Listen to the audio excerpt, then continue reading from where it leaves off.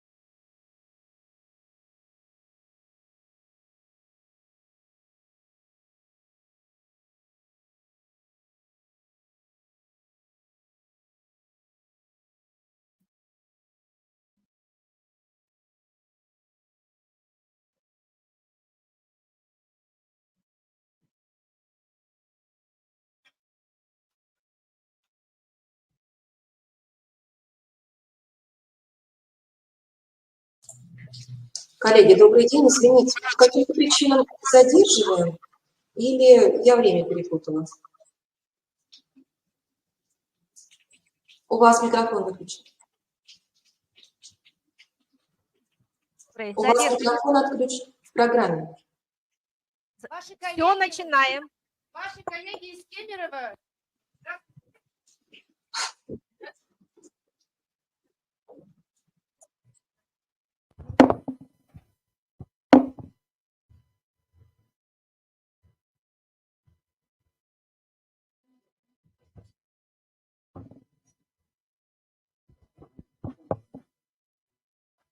Ага.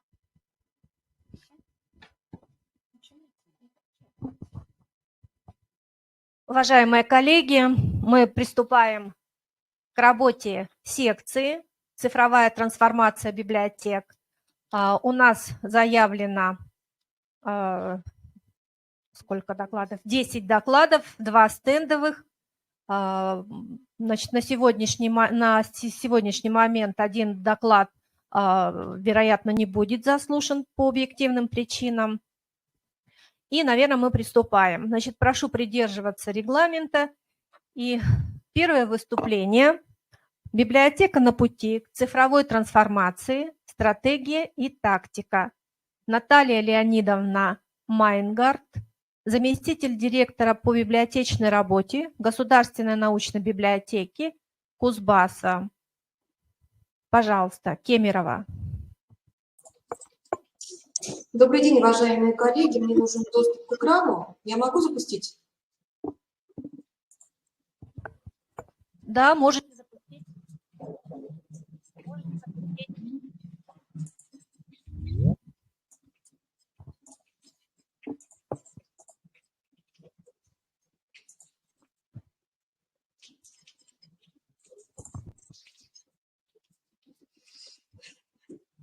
Так.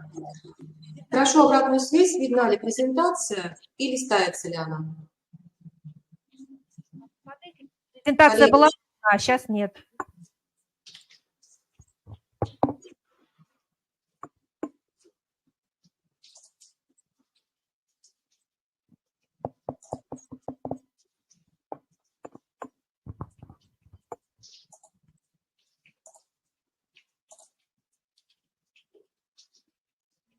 Да, вот сейчас. Сейчас видна презентация. так, если я ее запущу, так, будет видно? Да, видно, видно. Листается? Пока нет. Пока нет. Нет, не видно. Не листается. А так листается? А так листается. Мгм. Ну, видимо, придется тогда... Так будет видно? Да, видно. И листается? Да. Мгм. Тогда придется оставить так, вы будете видеть все мои пометки какие-то и рассуждения по этому поводу. Итак, мое выступление называется «Библиотека на пути к цифровой трансформации, стратегии и тактик». Я сначала хотела бы остановиться на основополагающих документах, которые разработаны на общероссийском уровне, на федеральном, и которые как раз говорят о трансформации вообще, цифровой трансформации в стране в целом. Каким ориентиром придерживаться, на что нас направляет наше государство. Я взяла только основные документы, которые вышли в последнее время. Вы их сейчас видите на экране. Это стратегия развития информационного общества Российской Федерации, это цифровая экономика Российской Федерации и указ президента о национальных целях развития Российской Федерации на период до 2030 года. В этом документе уже вполне конкретно звучит именно выражение «цифровая трансформация». Не цифровизация, не автоматизация, а именно цифровая трансформация. Указ президента зафиксировал это направление в национальных целях. Обращаю ваше внимание, что среди национальных целей мы видим серьезные направления работы, которые позволяют обеспечить здоровье граждан, их занятость, их самореализацию. И наравне с этими основными и, безусловно, главными в нашей жизни направлениями стоит цифровая трансформация. То есть в этом документе уже звучит, что наше государство неизменно должно следовать этой цели, и если мы не будем работать в этом направлении, то во многом мы будем уступать развитым и даже, может быть, сегодня неразвитым государствам в мире. Еще раз подчеркнув важность этого направления, в каждом регионе были выбраны руководители цифровой трансформации, и с прошлого года ведется рейтинг их работы. Конечно, нужно предполагать, что не просто рейтинг самого человека, это, конечно, его работа, но это в целом рейтинг региона. Каким образом регион, как он выглядит в рамках цифровой трансформации на уровне всей России. И в этой оценке на слайде вы видите, взяли 6 направлений. Это цифровая зрелость ключевых отраслей народного хозяйства, и там 5 только отраслей. Культуру вы здесь не найдете, как и во многих других документах, она встречаться не будет. Но в то же время, обращая внимание на следующие направления, следующие 5, это перевод массовых социально значимых услуг в электронный вид, это информационная безопасность, импортозамещение. Мы понимаем, что библиотеки здесь как нельзя очень логично встраиваются. Но отмечу, что когда вы посмотрите на государственные документы, вы увидите, что обеспечение информационной безопасности будет говорить в основном о кибербезопасности нашей страны. Но мы все понимаем, что все основополагающие документы, которые приняты на самом высоком уровне, спускаются ниже, и мы уже, разрабатывая свои документы, ориентируемся именно на них. Таким образом, мы сейчас уже работаем над тем, что нужно переходить к определенному проценту импортозамещения, как бы это ни было сложно. Сначала мы этого не хотели, а теперь нам необходимо это сделать в силу определенных причин. И нас ориентируют на работу на цифровых платформах, именно цифровые платформы. Но для того, чтобы они работали, конечно, необходимы меры поддержки именно IT-отрасли. В конце каждый месяц проходит рейтинг, определяет рейтинг региональных представителей цифровой трансформации. И по итогам июня, я сейчас говорю по 6 месяцу этого года, скажем, Кузбасс, Кемеровская область, был на 45-м месте. И оценивают не 85 регионов, а 84. Москву сюда не включают.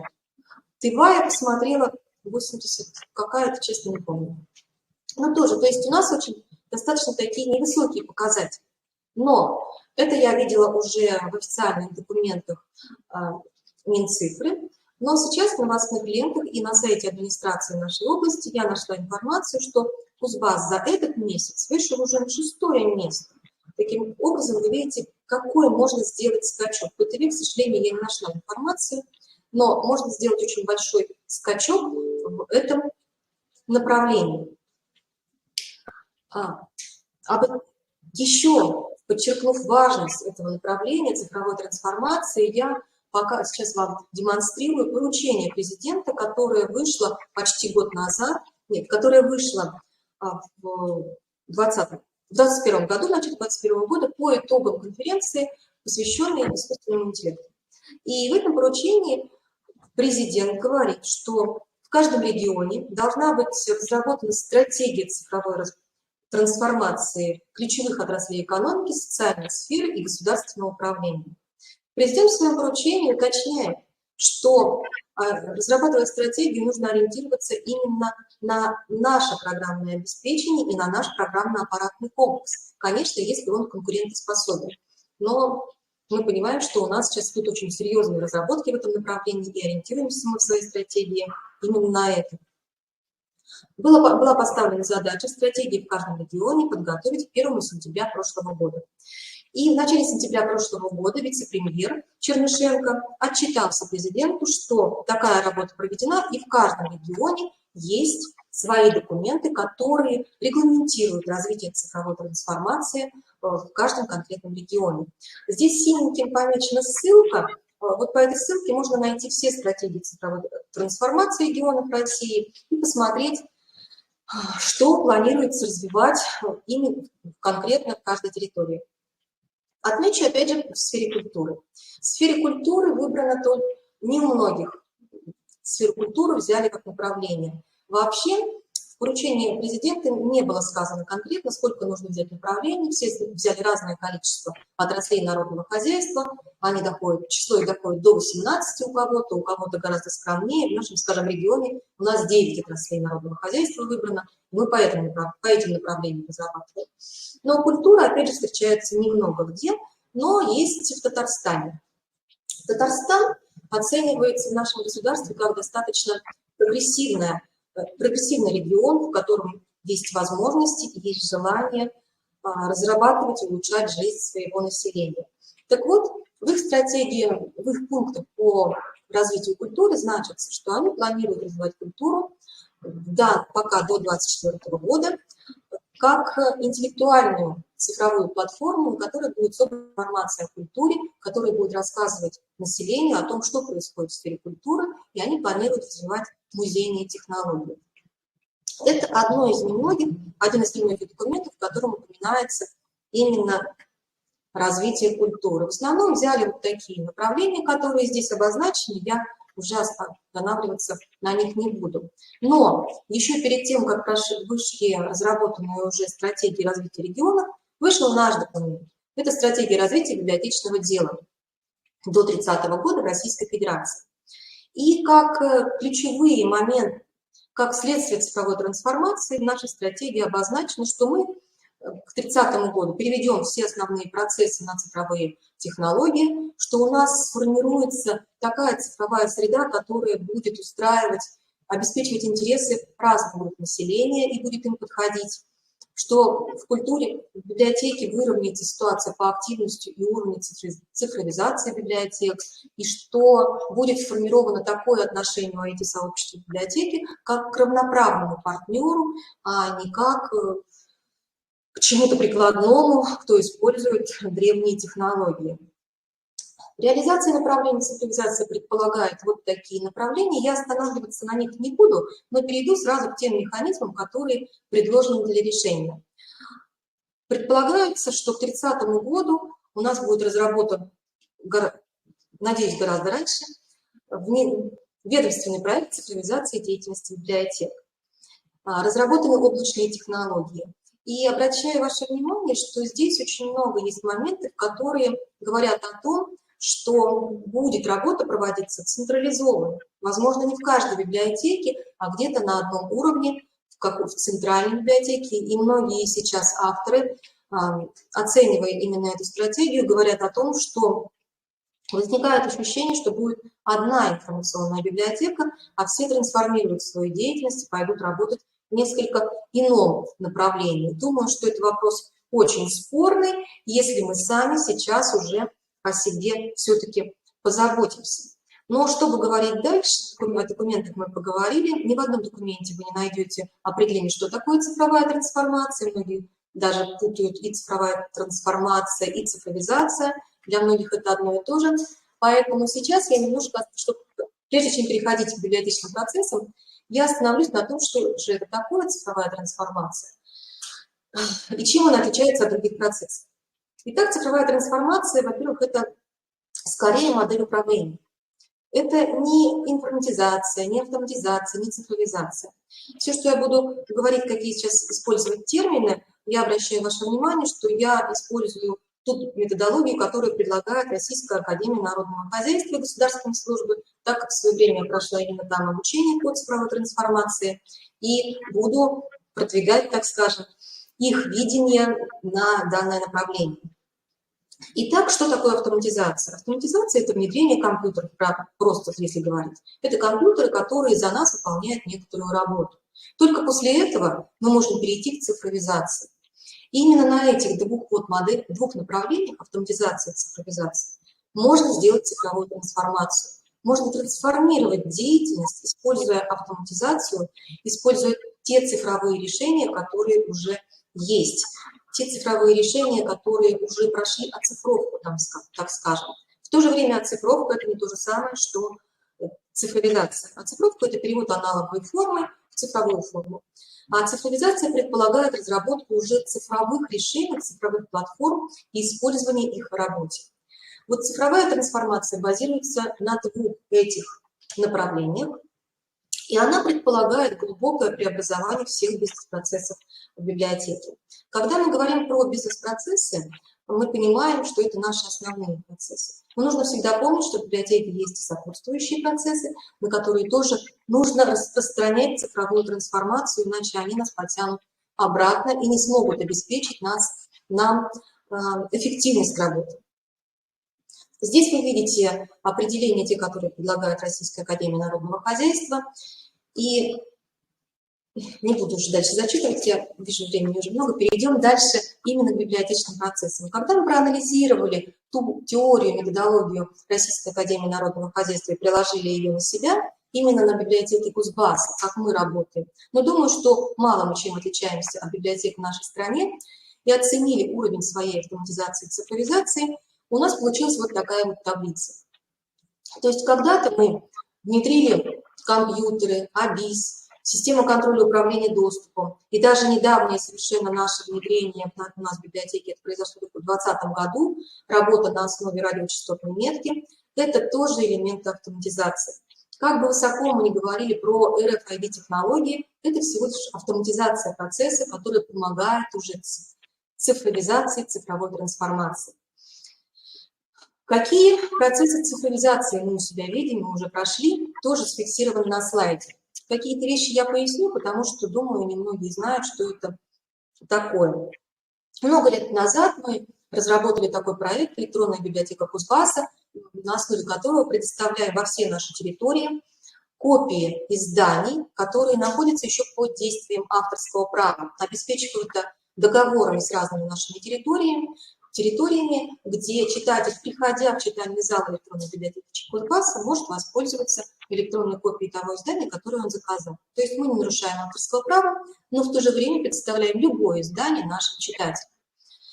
На это у нас нацелен и библиотечный портал Кемеровской области, где очень большая составляющая внутренняя. именно внутренняя часть для взаимодействия библиотекарей. Там разработаны различные сервисы, на основе которых мы ведем отчетность, принимаем ее, она там обрабатывается и уже генерируется результат. Да, мы работаем на прокультуре, это тоже как элемент цифровизации будет. То есть ни предоставление компьютеров, ни Wi-Fi доступ, ни Wi-Fi интернет, ни даже удаленная продажа билетов по пушкинской карте, что сейчас практикуется, это еще не цифровая трансформация. На наш взгляд, цифровая трансформация у нас что-то в самом-самом зачатке. И ее вот эти вот первые шажочки вы видите в третьей колонне, в третьей графе. Первые пути мы сделали, конечно, на основе той работы, которая прозвучала уже ранее, но мы сейчас ориентируемся и работаем на проект «Умная библиотека», который соответствует тому направлению, которое зафиксировано в стратегии развития библиотечного дела до 2030 года и звучит как Open+. Он предполагает, что библиотечное обслуживание может быть организовано в течение всех 24 часов в сутки.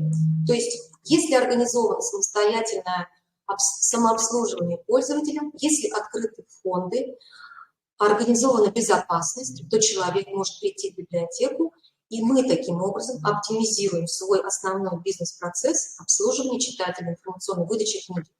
То есть здесь уже человек не будет задействован. Когда мы рассказывали об этой технологии нашим новым посетителям, однажды прозвучал такой вопрос: а вы не боитесь, что вас всех уволят, ведь вы не нужны будете здесь? Нет, мы не боимся, потому что мы понимаем, что все, что будет высвобождено, все силы рабочие, трудовые, будут переориентированы на другие направления, которые будут работать больше с человеком и развивать именно уже креативные индустрии. И библиотека будет развиваться как информационное пространство и как пространство навигатор в сфере информации, и как площадка для самореализации наших граждан. Как шаг к цифровой трансформации, на наш взгляд, у нас уже есть удаленная запись через портал госуслуг. В этом направлении мы работаем уже второй год, и надо отметить, что пользователь достаточно активно прибегает к этой услуге, потому что можно, не приходя в библиотеку, записаться и потом воспользоваться всеми удаленными нашими услугами.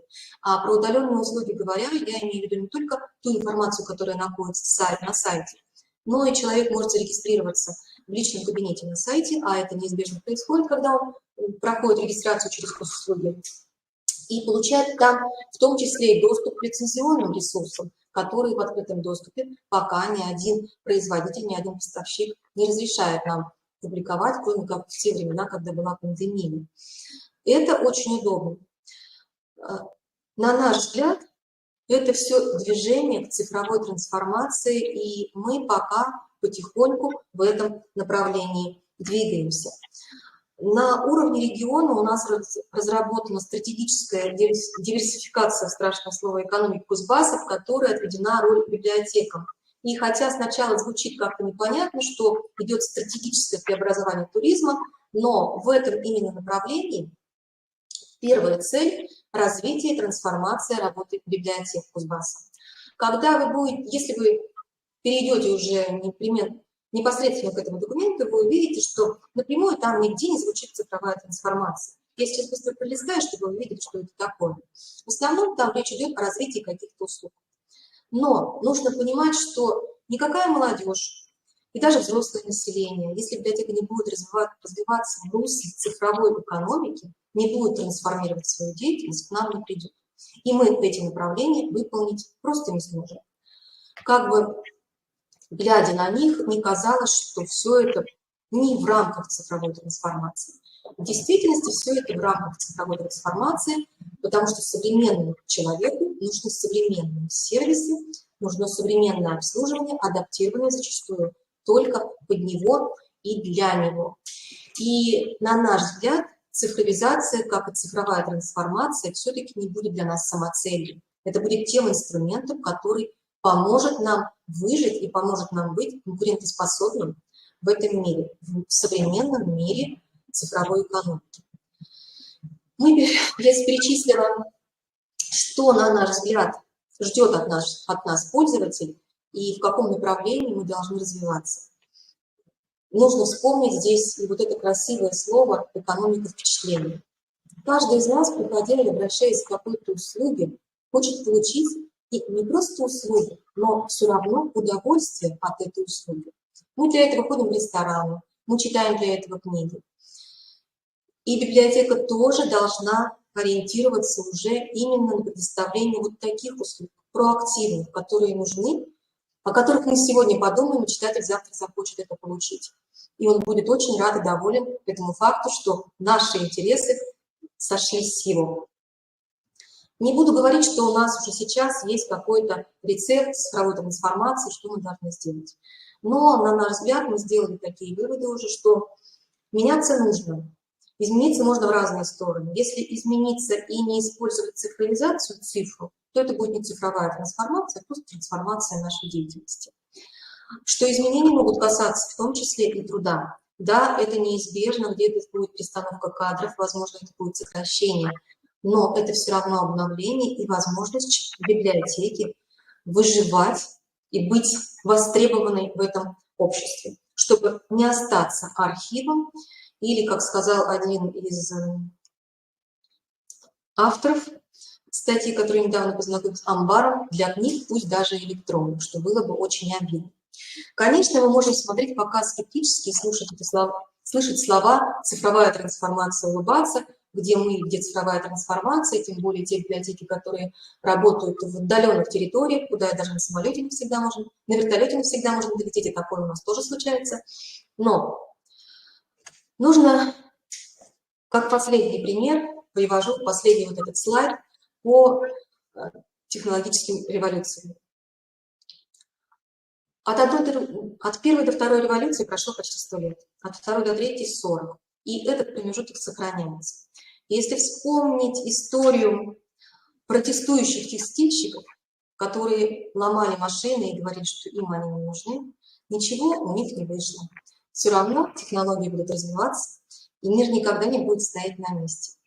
И нам с вами остается только развиваться вместе с этим миром, строя свои стратегии, выбирать тактику, которая нужна нашему читателю и поможет нам быть эффективной организацией в этом мире. Спасибо. Спасибо, Наталья Леонидовна. Достаточно подробно осветили, особенно юридические документы, постановления, да, мы, в общем-то, посмотрели. Я думаю, что была полезная, очень интересная информация. Интересен уже и опыт ваш накопленный.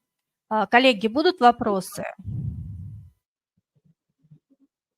Ну, так как мы на 80 каком-то месте по цифровой, да, то я думаю, что пока у нас вопросов, возможно, и нет. Но когда они возникнут, я думаю, что мы будем обращаться за опытом, в том числе и в вашу библиотеку. Спасибо. Спасибо.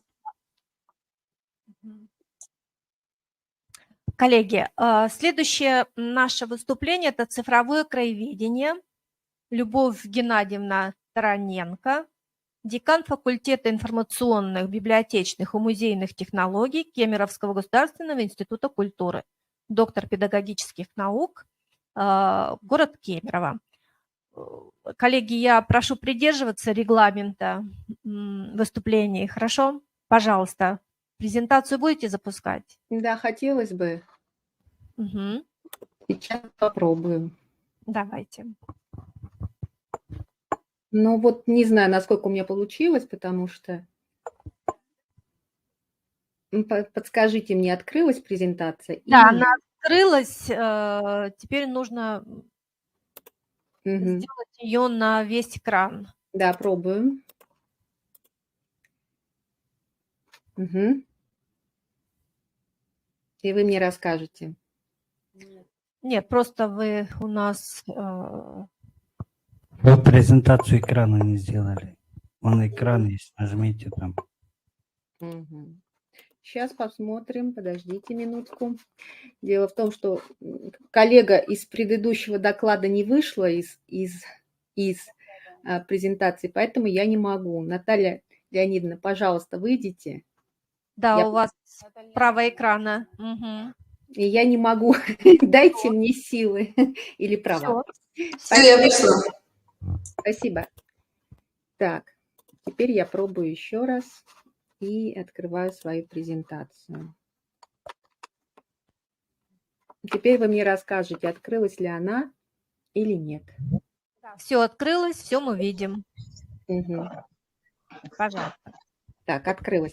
Ну, вот у меня такое название «Цифровое краеведение» с многоточием, потому что, ну, вот замечательно, что впереди меня была Наталья Леонидовна и все рассказала про цифровизацию.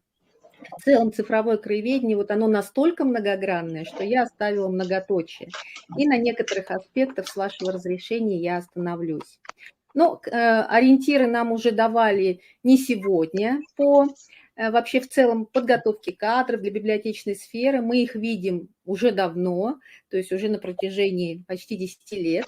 Но для краеведения они, конечно, связаны с созданием единого культурного пространства. И здесь вы так скромно заговорили про 85-й там уровень, да, а на самом деле все мы этим занимаемся, и если говорить про культурное наследие, то иногда и кто-то выше в рейтинге, в зависимости от того, какой рейтинг мы строим. Конечно же, это ориентиры по формированию информационной грамотности. Мало нам с вами самим выйти на платформу цифровизации, нам надо еще утащить, так если грубо можно сказать, на эту платформу и наших граждан. Это, конечно, качественный контент, о котором мы с вами должны постоянно говорить. И я уже на семинаре говорила о задачах библиотеки именно в достоверности и качественной информации. Ну и создание единого информационного пространства. Создание единого информационного пространства, где институты памяти уже как раз взаимодействуют в этом направлении. Но мы видим и проблемы сохранения, они остаются ориентирами. Вот такой принцип сегодняшнего дня – это цифровая информация должна быть доступной. И вот он сегодня как лозунг, и мы должны о нем постоянно помнить и его реализовывать. Мы видим, надо сказать, что профстандарт буквально на днях наш был принят, если еще не знаете.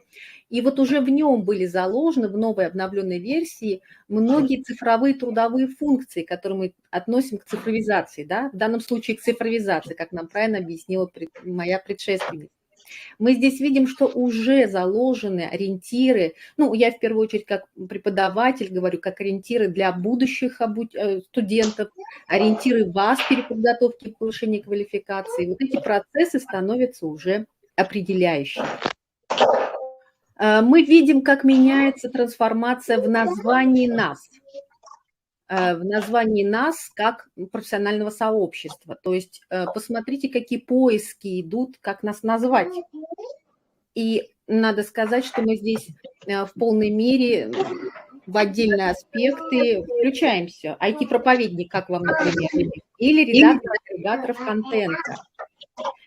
У меня какой-то шум на заднем плане, это, наверное, нормально, да? Извините, коллеги, кто-то мне выключил микрофон, выключите, пожалуйста. Спасибо большое, извините, я тут отвлекаюсь.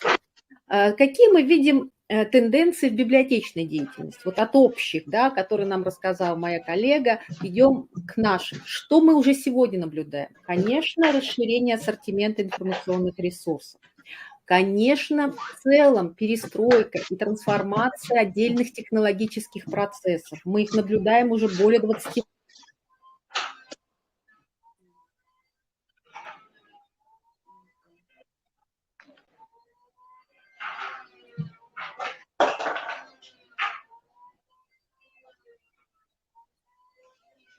Извините, ваш выключился микрофон. Включите, пожалуйста.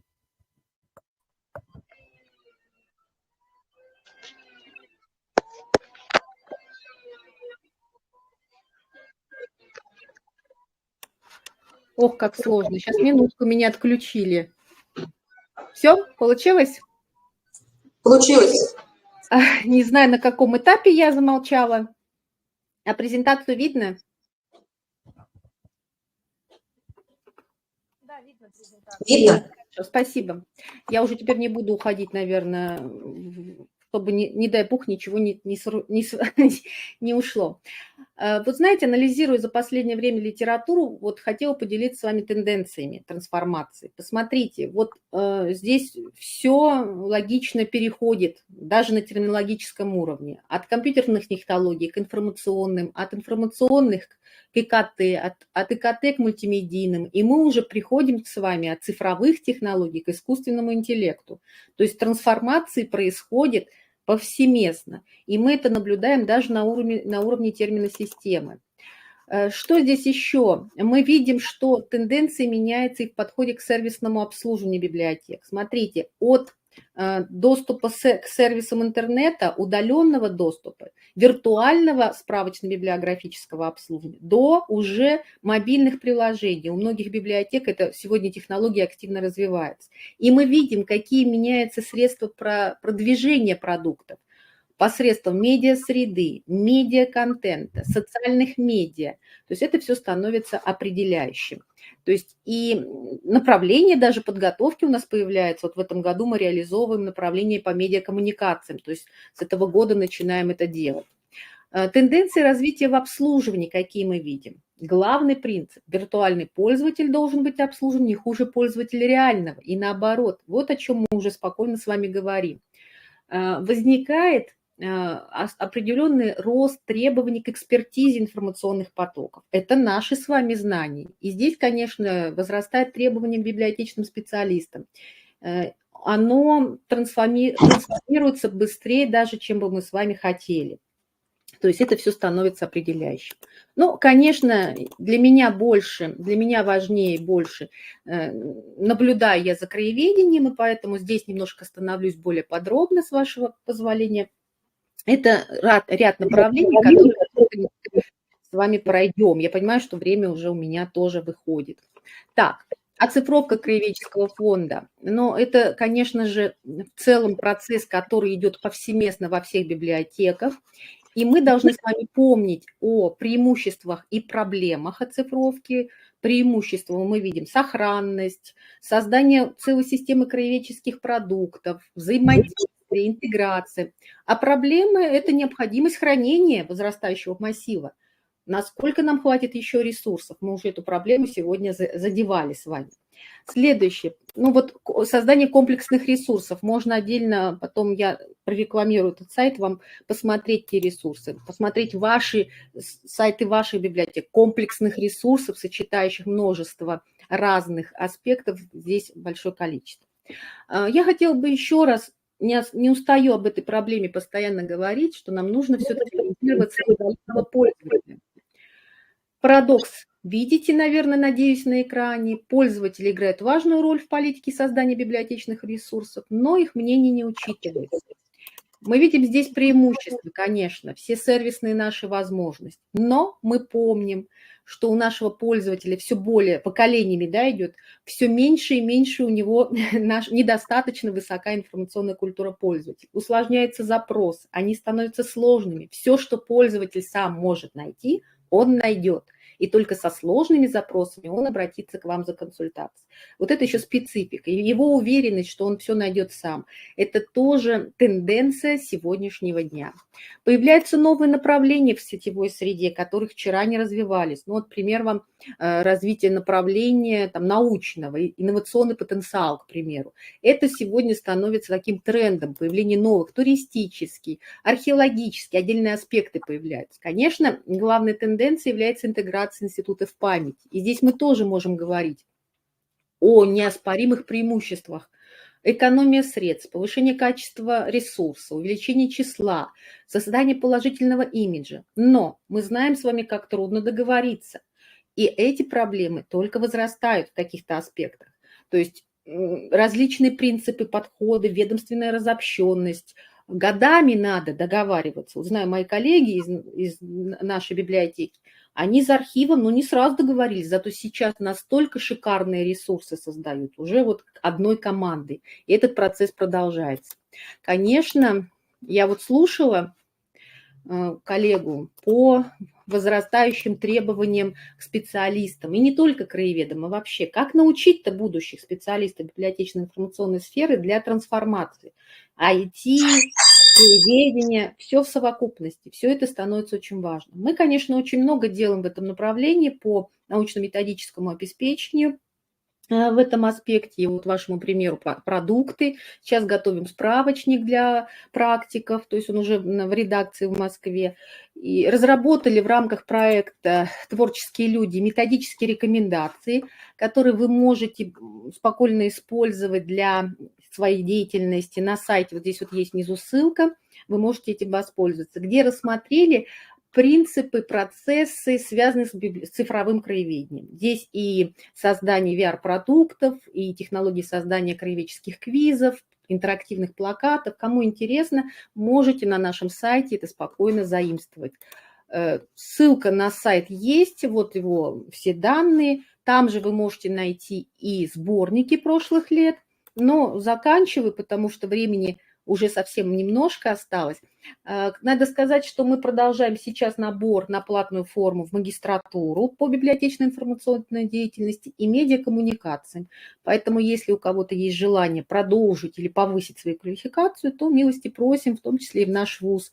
Нынче набор идет очень сложный, очная форма обучения в целом, во многих вузах культуры не очень хорошие итоги, а вот заочная форма обучения, наоборот, конкурс по 5 человек на место. Это немножко отступление. Спасибо, коллеги, у меня все.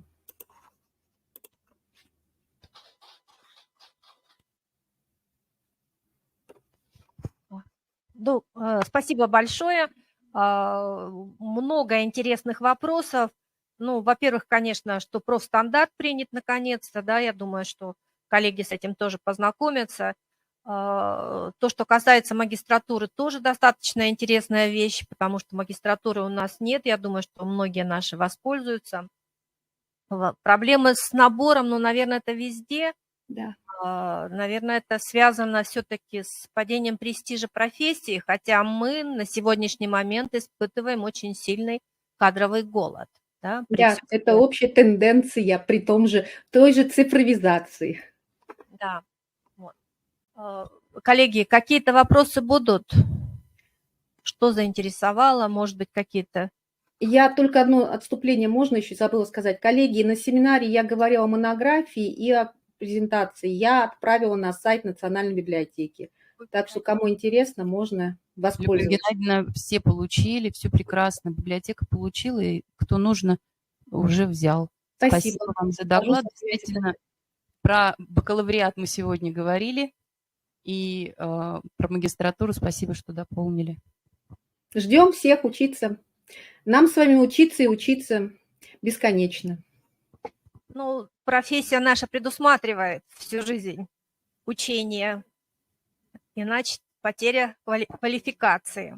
Спасибо большое. Тогда мы переходим к следующему докладу. Интеграция библиотечных и архивных ресурсов. Опыт президентской библиотеки. Юлия Геннадьевна Селиванова, начальник отдела лингвистического и программно-технологического обеспечения президентской библиотеки имени Бориса Николаевича Ельцина.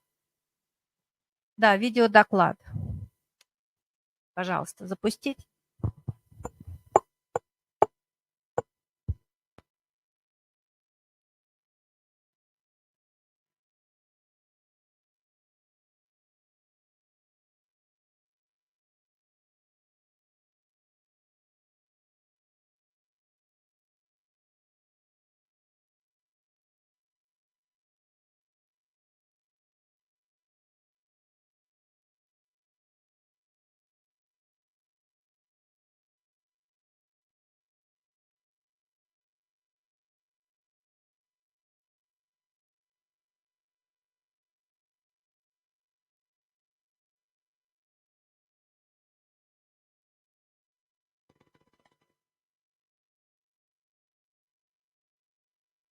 Добрый день, уважаемые коллеги!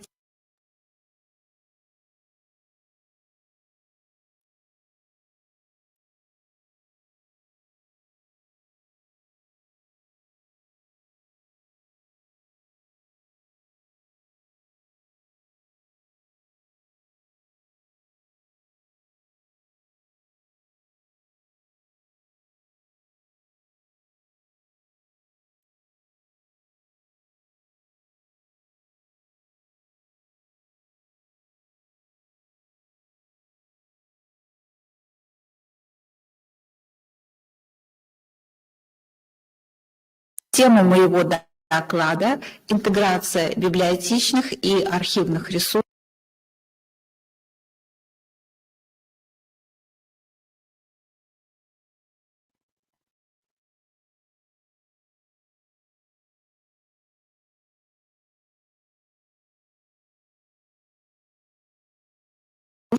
«Опыт президентской библиотеки».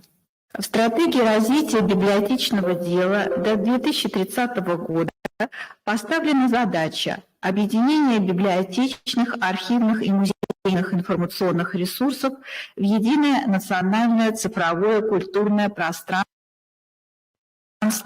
на основе связанных данных. Как показывает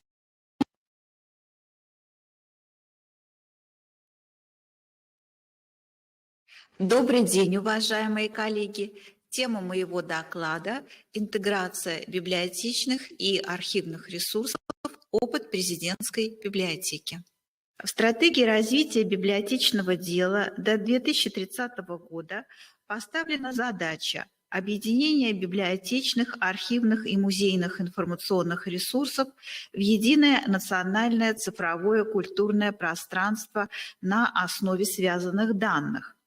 Как показывает международный и отечественный опыт, именно библиотеки являются площадками, на которых аккумулируются ресурсы библиотек, архивов и музеев. Соответственно, работа с архивными и музейными ресурсами требует от библиотечных специалистов дополнительных знаний об особенностях описания, представления данных ресурсов. Для российских библиотечных специалистов получение подобных знаний в настоящее время представляет определенную проблему. В силу того, что в российском архивном и музейном сообществах нет единых правил описания, стандартов описания, форматов представления данных по сравнению с зарубежными странами.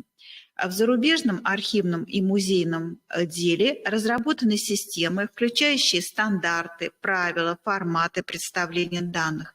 По непонятным нам причинам эти инструменты не используются в Российской Федерации. В Российской Федерации в настоящее время архивы активно переводят в машиночитаемую форму и предоставляют пользователям научно-справочный аппарат, оцифровывает фонды. Развивается центральный фондовый каталог, основное назначение которого – предоставление пользователям информации об архивных фондах, хранящихся во всех федеральных архивах, государственных и муниципальных архивах субъектов Российской Федерации. Также формируется государственный каталог музейного фонда, представляющий собой федеральную государственную информационную систему государственного учета музейных предметов и музейных коллекций, включенных в состав Музейного фонда Российской Федерации, созданную в целях обеспечения их правовой защиты и государственного контроля. Завершение работ планируется на 2025 год. Но документации по данным проектам практически нет. Какой формат положен в основу данных, перечень элементов данных. Путь к реальной интеграции библиотек, архивов, музеев начинается с изучения теории и практики формирования описаний научно-справочного аппарата. Президентская библиотека – первая российская библиотека, в которой реализована модель реального соединения в едином каталоге ресурсов библиотечного, архивного и музейного хранения. Президентская библиотека – самая молодая национальная библиотека в Российской Федерации, созданная в 2009 году в Санкт-Петербурге. Формирует свое собрание по истории России, теории и практике российской государственности, документами, представленными в цифровой форме. В отличие от других библиотек, формирующих цифровые коллекции из ресурсов, физически хранящихся в их фондах, Президентская библиотека получает цифровые копии ресурсов из различных учреждений науки и культуры России и мира. В настоящее время электронный фонд Президентской библиотеки насчитывает свыше 1 миллиона единиц хранения. Доля библиотечных материалов составляет 52%, доля архивных материалов 46%, и 2% – это материалы музейного хранения. Для раскрытия собрания президентской библиотеки используется единый электронный каталог, который обеспечивает описание, поиск и дисплейное представление различных типов и видов ресурсов. Разработка модели интегрированного электронного каталога специалистами президентской библиотеки основана на глубоком изучении принципов и подходов к описанию архивных материалов, принятых в отечественных и международной практике, а также опыта зарубежных библиотек по формированию библиотечных каталогов, включающих библиотечные и архивные материалы. Были сделаны и опубликованы переводы международных стандартов. Основной международный стандарт архивного описания ISAT-G, международный стандарт авторитетных записей для организаций лиц и семей ISAR-CPF и формат EAT – кодированное архивное описание. Все переводы размещены в свободном доступе на портале президентской библиотеки. На основании проведенных исследований были определены основные принципы функционирования электронного каталога президентской библиотеки. Это следующие. Единый формат представления данных в машиночитаемой форме, учитывающий особенности описания ресурсов библиотечного и архивного хранения, согласованная методика описания и индексирования, учитывающая особенности каждого типа и вида ресурсов. Использование единых авторитетных файлов для обеспечения контроля точек доступа имен, наименований организаций, географических названий предметов, единый поисковый интерфейс, обеспечивающий доступ и просмотр разнородных ресурсов. Формирование библиографических и авторитетных записей в президентской библиотеке осуществляется в системе форматов RUSMARC. Формат RUSMARC для библиографических данных позволяет формировать машиночитаемые записи не только на традиционные ресурсы библиотечного хранения, но и на архивные материалы. Архивное описание идентифицируется специальным кодом, предусмотрены поля для отражения специфических характеристик, например, крайние даты, дата основной массы документов, уровень архивного описания, организация и расположение материала. Для каждого уровня описания архивного материала определен минимальный и максимальный набор полей данных. Использование средств формата RUSMARC при создании интегрированных библиотечных каталогов обеспечивает создание машиночитаемой записи базового уровня, включающей необходимый и достаточный набор элементов данных для поиска, идентификации архивных материалов и обеспечения доступа для пользователей. Создание полных архивных описаний в целях организации хранения, комплектования, учета и использования архивных документов должно осуществляться в соответствии с правилами, стандартами, методиками и форматами данных, принятыми в архивном сообществе. В 2022 году президентская библиотека подготовила научно-методическое пособие «Архивные материалы в библиотечном каталоге». Пособие ориентировано в первую очередь на специалистов библиотек, которые включают архивные материалы или их цифровые копии в свои каталоги, краеведческие базы данных, реализуют различные проекты, включающие и библиотечные, и архивные материалы.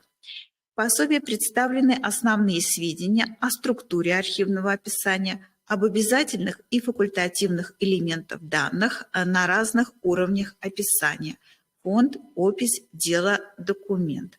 Авторы постарались учесть международные стандарты, международные правила описания архивных документов, отечественные методики и рекомендации.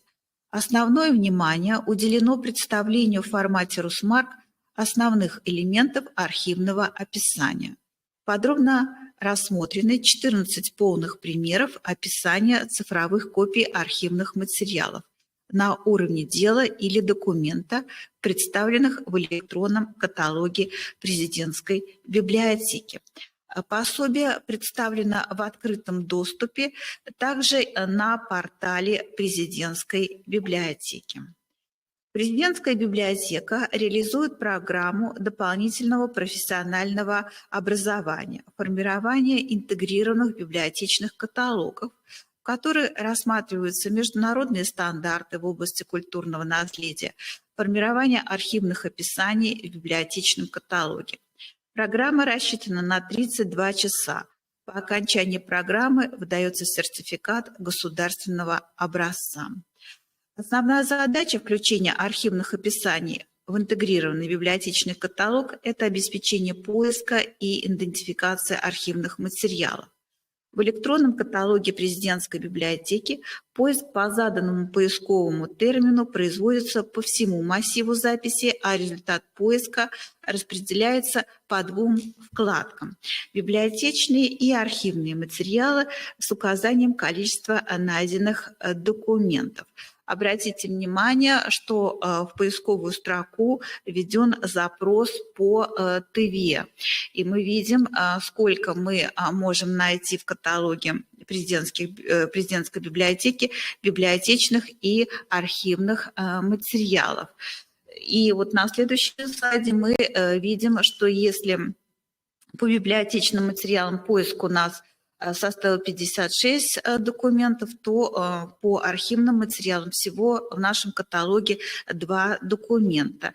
Это, конечно, недостаточно, но я думаю, что совместными усилиями мы увеличим количество архивных документов. Полученный результат поиска архивных документов можно уточнить, используя различные фильтры или фасеты. При этом фасеты, используемые на вкладках для архивных и библиотечных материалов, различаются. Для архивных материалов используются фасеты иерархический уровень, фонд, опись дела, документ, фондообразователь, место хранения оригинала, вид материала, тема и ряд других. Это вы можете сейчас видеть на слайде. Но, безусловно, для решения задачи, обозначенной в стратегии развития библиотечного дела, деятельности одной президентской библиотеки недостаточно, как и недостаточно деятельности только библиотечного сообщества.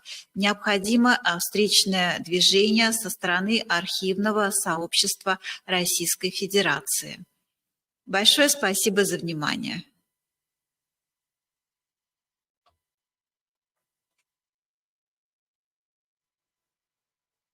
Коллеги, для нас это был достаточно интересный материал. Многие у нас в библиотеке имеют договор, да, подписан договор с президентской библиотекой, пользуются читальными залами, каталогами этой библиотеки. Поэтому я считаю, что 56 документов, в которых находится в президентской библиотеке, очень мало. Я думаю, что надо над этим поработать. Следующее наше выступление – это отражение электронных ресурсов сетевого доступа в электронных каталогах библиотек. Альмира Шефектовна Меркулова, доцент кафедры технологий документальных и медиакоммуникаций Кемеровского государственного института культуры, кандидат педагогических наук. Пожалуйста. Ой.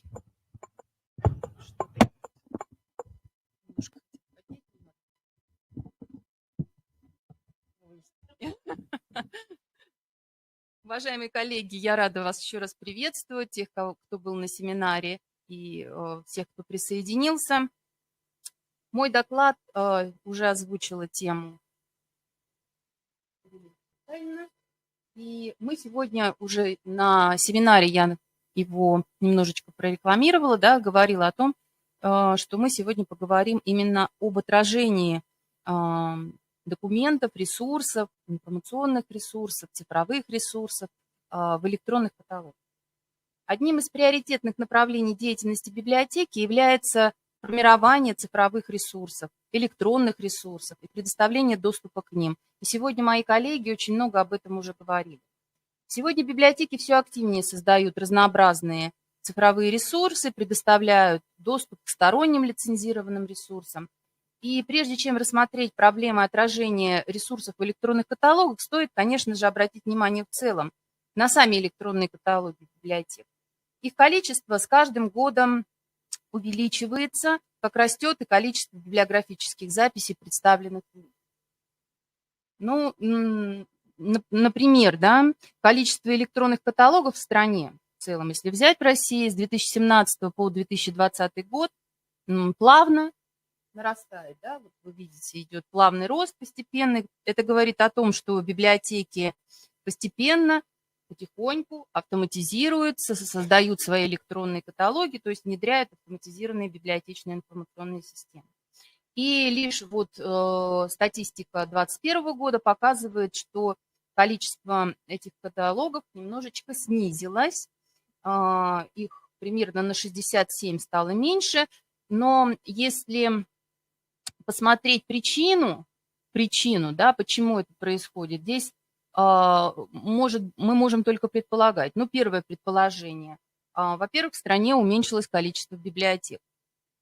Ряд библиотек объединились более в крупные объединения, да, когда идет слияние там, детских, юношеских библиотек, библиотек каких-то территорий. Ну, в качестве примера могу сказать, что в стране за 2021 год было, исчезло, можно сказать, да, 184 библиотеки. Хорошо это или плохо, покажет время. При этом объемы самих электронных каталогов постоянно растут. За последний 2021 год объем каталогов в стране, то есть количество записей, которое было создано, превышает 11 миллионов. Представляете, библиографических записей, как работают каталогизаторы, библиографы, да, активно внедряя свои библиотеки, в свои электронные каталоги, новые библиографические записи. В последние годы библиотеки активно подключаются к глобальной сети интернет, создают свои интернет-сайты, веб-страницы, представительства в социальных сетях, предоставляют доступ к своим электронным каталогам в сети, значительно увеличивается объем собственных цифровых сервисов и ресурсов, которые предоставляют библиотеки в интернете. Центральные библиотеки субъектов Российской Федерации сегодня имеют или находятся в стадии создания филиалов и представителей. В стадии создания филиалов или представительств президентской библиотеки. Вот то, что сегодня говорила Юлия, все время по имени, Юлия Геннадьевна, да, как раз-таки и Республика Тыва не так давно подключилась к этому проекту президентской библиотеки. И вот то, что мы говорим, что 56 материалов, да, мало, но на самом деле библиотека сейчас только начинает работать. Это зависит не только от самого желания библиотекаря, но и от технических возможностей библиотек. Для того, чтобы представить такие материалы, библиотеке необходимо хорошее сканирующее оборудование, да, с очень высоким разрешением и возможностью сканировать большие форматы. Но все равно многие библиотеки уже участвуют в проектах этой библиотеки и создают собственные цифровые ресурсы краеведческого содержания.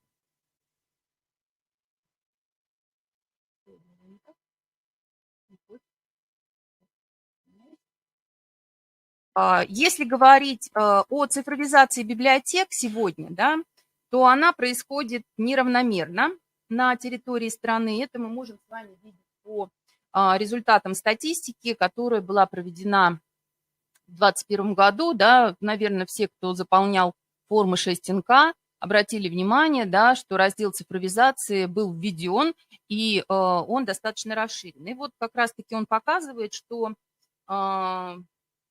доступ в интернет у нас достаточно активный, да, практически мы видим, да, большая часть библиотек, ну, 80% имеют доступ в интернет. Однако, если говорить о собственном сайте, да, то здесь ситуация немножечко другая, да, мы видим, что собственный сайт имеет всего 9523 библиотеки. Это в стране. Мы еще обратимся к нашим регионам. И если говорить о всех цифровых ресурсах, наличие каталогов, наличие цифровых электронных библиотек, доступа к базам данных сетевым, удаленным, инсталлированным, не такое большое количество, как хотелось бы. Но мы видим, что этот объем растет. Нам пока не с чем сравнивать на самом деле, потому что новая форма введена была в 2021 году. Посмотрим, что будет, каков отчет будет за этот год, и будет возможность сравнения. Для того, чтобы посмотреть, как отражаются каталоги, мы сначала давайте с вами посмотрим, а что же делается у нас в Сибири. Как мы работаем в Сибири. Так вот, оценивая доступ в интернет и наличие интернет-сайтов на территории Сибирского федерального округа, можно увидеть, что большинство библиотек округа имеют доступ в интернет, а вот собственный сайт, как мы видим, имеют лишь небольшая часть библиотек. То есть вот если посмотрите, синим мы видим количество библиотек, оранжевым это в целом доступ в интернет, и серым это те библиотеки, которые имеют свой собственный интернет-сайт. Если у нас нет интернет-сайта, о какой цифровизации мы можем вообще дальше говорить? Поэтому это, наверное, одно из первых, да, глобальных задач, которые мы, по сути, должны решать. У нас есть доступ, это замечательно, но у нас нет интернет-сайта. Куда мы будем цифровизовываться, да? Что мы будем размещать и куда размещать, если у нас нет собственных площадок для этого размещения? Я хотела бы сказать, что если говорить о наших библиотеках, то мы можем сделать такой вывод. Посмотрите, если говорить о краевых областных библиотеках, то здесь ситуация постепенно нарастает, и она в большей степени, да, лучше, можно сказать, выглядит, то с республиками пока ситуация не очень хорошая, но я думаю, что мы сейчас находимся, да, в первых шагах на пути к тому, чтобы у нас были свои интернет-сайты, была возможность разместить те или иные ресурсы. Говоря о самих ресурсах, то, конечно же, анализ их показывает, что сибирские библиотеки активно включились в процесс цифровизации, и нет ни одного региона, где бы не было электронного каталога или цифровой библиотеки. Однако в разных регионах этот процесс происходит неравномерно. И в некоторых библиотеках активно создаются данные ресурсы, но библиотеки республик находятся в зачаточном состоянии. Если посмотреть, то статистика показывает, что у нас всего одна или две, вот почему их практически не видно, потому что и Хакасия, Тыва, Алтай, там по одной-две цифровых библиотеки на регион, в целом на регион, да. Ну и я не говорю о электронных каталогах, их тоже достаточно небольшое количество. Хотя, да, мы с вами видим, да, электронные каталоги в Республике Тыва достаточно хорошо создаются. Так, такая же ситуация складывается и с приобретением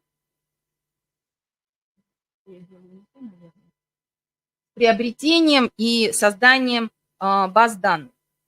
Если в областях Сибирского федерального округа таких ресурсов становится все больше и больше, то в республиках их пока единицы. Все это пока мы можем говорить, что мы находимся в начале цифровизации, но определенный тренд уже задан, и существует четкое понимание направления данного пути, данной работы. Анализ цифровых ресурсов, которые создаются и приобретаются библиотеками, показывает, что большая их часть – это ресурсы краеведческого характера. Ну и, как известно, к самым распространенным относятся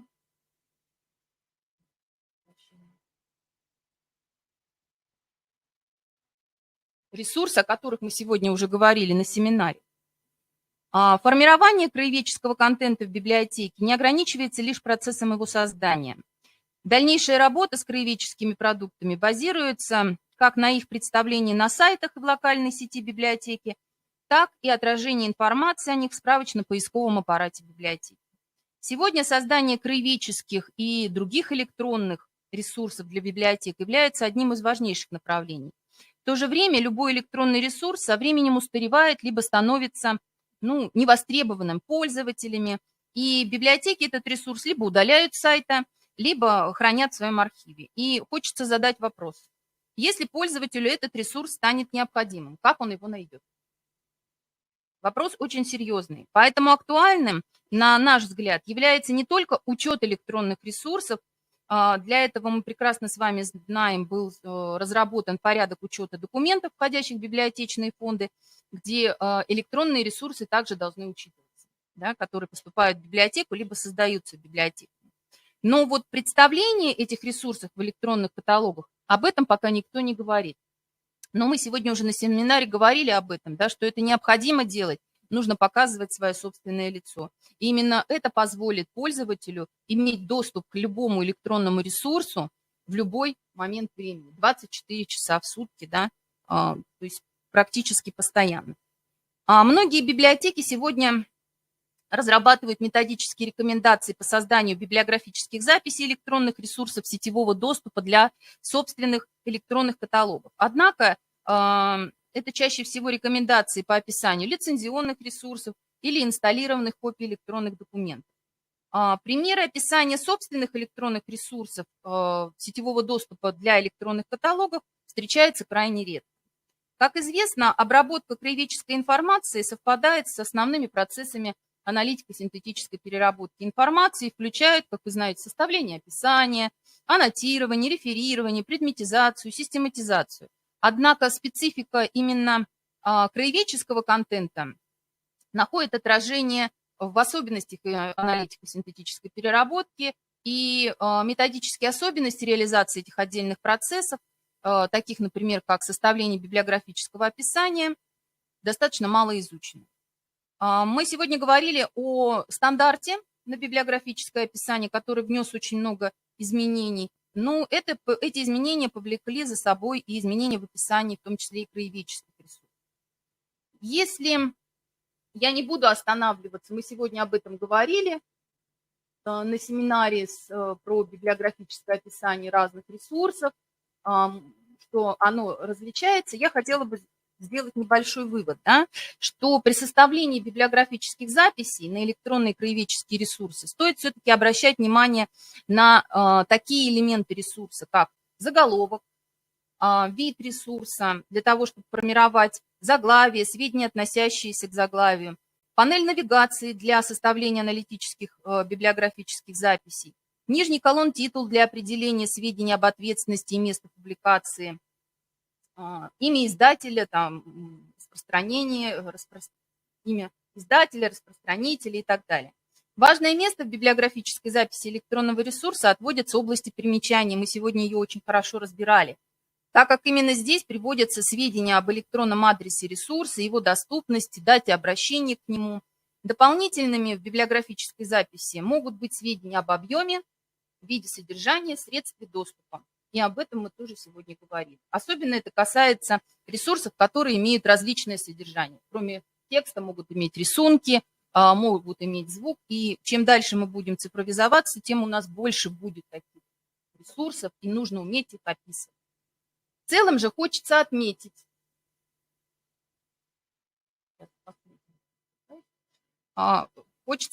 что создание и активное продвижение собственных цифровых ресурсов и сервисов, по сути, позволяет библиотекам активнее и качественнее позиционировать себя на цифровом информационном рынке, дает возможность встроиться в проекты креативных индустрий и, самое главное, сохранить уникальное культурное наследие, которое накоплено вашими и нашими, да, предками, для того, чтобы оно было доступно будущим поколениям. В возрастающем потоке краеведческих интернет-ресурсов библиотека должна не только создавать и продвигать их, но и сохранять их для будущих поколений. И особенно это касается собственных электронных ресурсов. Мы сегодня говорили, создаем и подписываемся. Мы должны сохранять свое авторство и свое собственное лицо. Поэтому, на наш взгляд, интернет-ресурсы, которые создаются библиотеками, должны не только сохраняться в учетных формах. А учетные формы, они что? Ну, сегодня мы написали, завтра вычеркнули. А они должны отражаться и быть доступными во всех наших электронных каталогах. Спасибо. Если есть вопросы, я готова ответить. Альмира Шевкетовна, очень приятно было послушать ваше выступление. У меня такой вопрос. Библиотеки были только публичные, да? Вузовские, остальные... Я вам сейчас скажу. Да, в данном докладе я все-таки опиралась на центральные библиотеки, общедоступные библиотеки, да, центральные, государственные и муниципальные библиотеки. Дело в том, что с вузовскими и вообще с библиотеками учебных заведений их анализировать очень тяжело.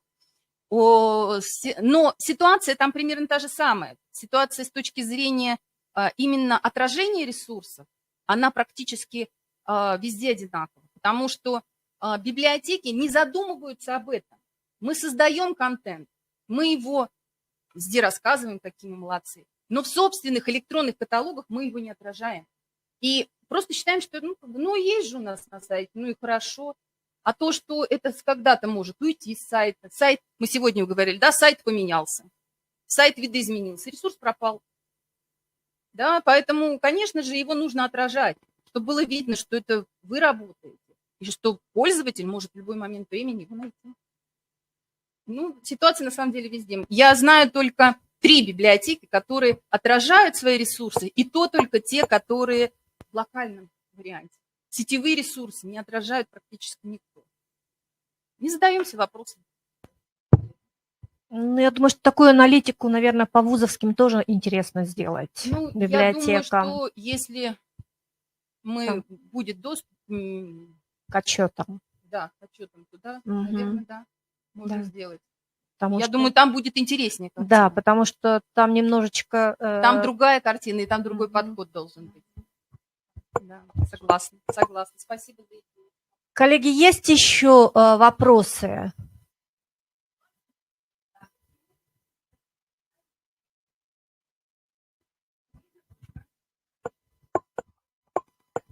С вами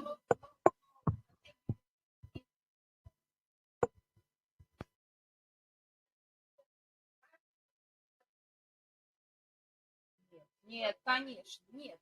Дело в том, что вот сегодня Валерия Викторовна об этом говорила в своем семинаре. Дело в том, что сайт – ваше официальное лицо, это ваше официальное представительство. Подойдите, пожалуйста, к микрофону, не слышно ничего. Извините, Наталья Леонидовна. Дело в том, что все-таки, когда мы создаем сайт, это наше официальное представительство в интернет-сети. Наше официальное лицо, можно сказать, наше лицо, да, нашей библиотеки. Представительство в социальной сети – это все-таки… Социальная сеть не имеет такого направления, это не официальное, да, так скажем, вот, представительство, так скажем, а это именно социальная сеть. Мы, как обычные граждане, можем находиться в этой социальной сети, и мы обмениваемся информацией. А как вы там разместите электронный каталог? Как вы разместите какие-то ресурсы, которые требуют определенных платформ и так далее? Вы только ссылки можете дать, да? Можете дать там виртуальную выставку разместить, да? Не более того. То есть все-таки есть официальный ресурс, который…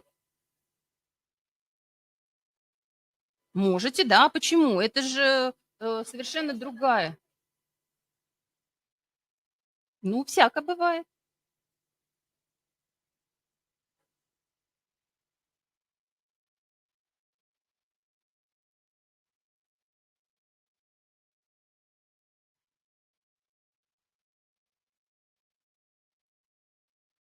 Я не спорю.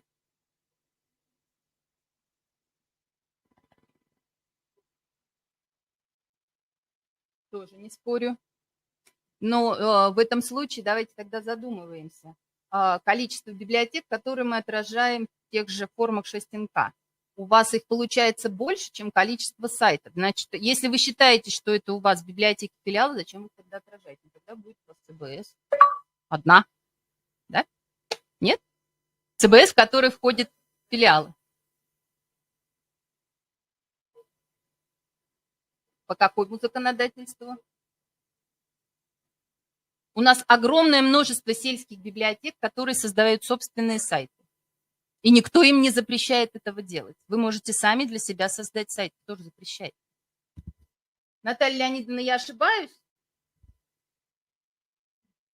Я, к сожалению, совершенно не слышу вопросов. Я слышу только ваш монолог, а диалога нет. Микрофон не говорит задающий вопрос. Понятно. Мы обсуждаем что сельские библиотеки, они говорят, не могут создавать свои собственные сайты. Конечно, теоретически они могут создавать свои собственные сайты, но думается, что это не всегда разумно. На мой взгляд, правильнее создавать страницу библиотеки на общем сайте или портале централизованной библиотечной системы. Замечательное Не предложение. все библиотеки смогут потянуть, во-первых, этот ресурс. А его нужно оплачивать ежегодно, доменное имя, его сохранять нужно, с этим тоже могут возникнуть сложности. Согласна. Но никто вам не запрещает создавать страницы. Никто не запрещает. Ну, Ни сайт, ни страницу. Таких указаний нет. Ну, в данном случае давайте тогда мы оставим этот вопрос открытым. Спасибо. Есть еще вопросы? Нет вопросов. Спасибо.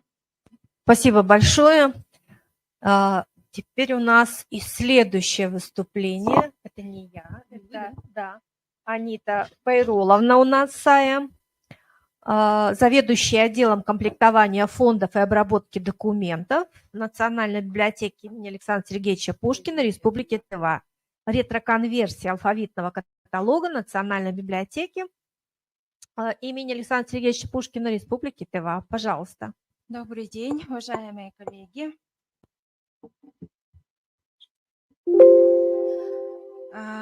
Тема моей презентации, моего доклада – это ретроспективная конверсия карточных каталогов. В основном я, конечно, буду говорить об опыте проведения ретроконверсии, с какими проблемами мы столкнулись, как мы их решали и зачем вообще это нам надо было. Ретроспективная конверсия каталогов, существующих в карточной или печатной форме, электронная форма проводится для обеспечения их доступности вне зависимости от местонахождения пользователя и времени обращения, обеспечения новых возможностей поиска и сохранности биографических данных. Эффективное обслуживание пользователей может быть организовано при наличии электронного каталога, отражающего весь фонд библиотеки. Современный пользователь предпочитает получать информацию удаленно, используя различные сервисы веб-среды. Полномасштабная ретроконверсия каталога библиотеки является необходимым условием оперативного удовлетворения информационных потребностей всех пользователей с учетом их профессиональных интересов и запросов. Ретроконверсия каталогов осуществляется силами самой библиотеки, то есть нашей, и только по одному общему принципу. Информация вводится только в том виде, какой она задана в оригиналах карточек. В мировой практике приоритетными для проведения ретроконверсии считаются каталоги. Так и в нашей библиотеке был выбран алфавитный читательский каталог. Ретроконверсия изначально была начата в 2011 году с алфавитного каталога на тувинском языке в автоматизированной библиотечной информационной системе MARC-SQL. С 2012 года параллельно каталогизация частично осуществлялась путем заимствования готовых библиографических записей Центра LibNet на платной основе. Затем была разработана программа по ретроспективной конверсии читательского алфавитного каталога на 2019-2021 года. Общим объемом 165 ящиков, где расположено примерно 198 тысяч карточек. По данной программе была создана рабочая группа из 8 сотрудников библиотеки.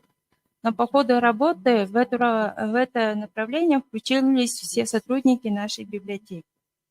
Для проведения ретроконверсии были подготовлены четкие и детальные инструкции. Для каждого поля следовало описать конвертируемые данные, их представление на карточках, правила их перевода в электронную форму. В частности, требовалось описать правила ввода символов, признаки определения лишней информации, которая встречалась на карточках, правила распределения информации по полям и подполям главным образом на основании формальных признаков, правила стандартного преобразования шифров, кодов в машиночитаемую форму, правила работы в специфических случаях, это, например, библиографическое описание на продолжающие издания и многотомники. Ручной набор записей из клавиатуры требует огромных затрат труда и времени. Обычные нормы при данной технологии – это 40-50 каталожных карточек в день на одного человека. Но производительность существенно возрастает при правильной организации труда и приобретении опыта сотрудниками. И в январе 2019 года приступили к реализации программы. Норма выполнения начинали с 10 карточек в день с возрастанием каждый месяц на 5 карточек больше. Таким образом, сотрудники могли изучить программы и постепенно набирали скорость набора. И в 2019 году у нас было выполнение всего объема карточек на 15,3%. Со временем 2020-2021 года мы должны были набрать скорость набора, в принципе, уже закончить ретроспективную конверсию. Но в силу коронавирусной обстановки в стране, и так как сделали приказ на удаленную работу, а работа ретроконверсии предполагает работу в автоматизированной библиотечной системе, такая работа удаленная у нас, к сожалению, не получилась, и поэтому программа была продлена до конца декабря 2020 года. То есть в этом году мы должны уже закончить эту работу. Также в 2021 году, в феврале месяце, наша библиотека была переведена в автоматизированную библиотечную систему IRBIS, поэтому опять же требовалось обучение сотрудников и разработка упрощенных инструкций для работы. С какими проблемами могут столкнуться библиотекари в процессе ретровода информации в электронный каталог? В зависимости от выбранного метода специалисты создают биографические записи, переносят данные с каталожной карточки. При этом важно было помнить, что необходимо создавать запись согласно действующему ГОСТу и российским правилам каталогизации. Для того, чтобы избежать дублетности, перед началом создания записи необходимо проверить наличие подобного описания по базе электронного каталога. Если такое описание найдено, то его при необходимости следует дополнить недостающей информацией. На них может быть слишком мало сведений. Решить данную проблему поможет обращение к документальному источнику. Вторая сложность на каталожных карточек чаще всего используется устаревшее библиографическое описание. И также на слайде вы видите те каталожные карточки, которые мы раньше получали из Российской книжной палаты, которые подвергались ретроспективной конверсии. Вот таких вот карточек объем в нашем традиционном каталоге составляет около 50-60%. На следующем слайде вы видите вот эту каталожную карточку, написанную от руки, где очень мало информации.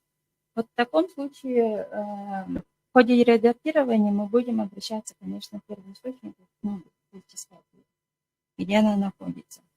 Таким образом, работа каталогизатора усложняется и требует больше времени, внимания и квалификации. Также могут возникать сложности с тем, что многие данные на старых карточках приведены в сокращенной форме. При проверке введенных биографических данных обычно применяется ручная сверка, поэтому существует определенный процент ошибок не только у того, кто вводит, но и того, кто проверяет. Учитывая трудоемкость указанных процессов, низкую их производительность, библиотекам, имеющим достаточно большие фонды литературы, подобную доработку следует производить избирательно на наиболее приоритетным видам источников с учетом ретроспективы. Подвожу уже заключение своего доклада. Электронный каталог, отражающий все многообразие информационных ресурсов библиотеки, является одним из ее главных богатств. Глобальная информатизация библиотек началась с создания электронных каталогов на текущие поступления. А ретроспективная конверсия карточных каталогов в машиночитаемые и поныне является одной из самых приоритетных задач всех библиотек мира, от небольших публичных до крупнейших национальных, так как определяющей чертой деятельности современной библиотеки является создание инструментов, связывающих ее с ресурсами других библиотек. В данном случае это электронный каталог. Спасибо за внимание. Я уже закончила. Спасибо. Анита, можно по имени, да? Да. Скажите, пожалуйста, вот вы сказали, что лишь в трудных случаях обращаетесь к самим первоисточникам, Да. то есть самому документу. Но вам не кажется, что все-таки те записи, которые вы вводите, да, версию проводите, даже если есть карточка РКП, все-таки нужно и к первоисточнику. Это, может быть, вам даже позволит в некоторых случаях посмотреть наличие, да, этого документа. Да. То есть нужно, мне кажется, все равно просматривать первоисточники даже. Это мы будем делать уже после того, как мы завершим. У нас начнется, конечно, редактирование. Зачем мы это изначально не сделали? Как бы у нас легче было бы с фонда все это делать, да? Просто вот изначально сказали, что... Вот нет, я понимаю, почему алфавитный каталог. Генеральный алфавитный каталог, он содержит как бы максимально все записи, да, которые, всех документов, которые есть в библиотеке. Просто действительно вы будете выполнять, получается, двойную работу. Двойную работу только потому, что у нас в читательском алфавитном каталоге раньше, это мы сейчас указываем символы хранения, инвентарные номера, то есть мы их распечатываем. А до этого в карточке такой информации нет. Я про это и говорю. Получается, что вы будете делать двойную работу. Да, ну вы сейчас закончите, да, и будете опять по второму кругу уже вводить сиглы и прочее, прочее. Да, зато мы найдем, уже будет точная информация в электронном каталоге, когда мы это закончим. И... Просто мы как технологи, вот Наталья Леонидовна тоже сидит, да, мы бы такого не допустили. Должны быть четко продуманные действия, которые бы вам позволили. Выбрали карточку, нашли соответствующий документ, ввели туда, внесли сиглы хранения, добавили их в электронную запись, да, все. А так у вас получается, вы сделали работу, потом заново в эту каждую запись будете, опять все равно придется документ вытащить, внести опять изменения в электронный каталог, проставить сиглы на... Ну, опять же, у нас будет параллельная работа не только проставлением сиглов хранения, у нас началось и штрих-кодирование. Я про это и говорю. То есть вы получается, делаете двойную работу. Ну ладно, это, конечно, ваше дело, но получилось. Да, на самом деле не совсем верно. Коллеги, есть вопросы? Связано с тем, что фонд разброса, нет единого здания, поэтому очень сложно отследить. То есть очень сложно. То есть у нас параллельно идет и проверки фонда по отделам поочередно. Поэтому отследить, какая книга куда ушла, тоже очень сложно.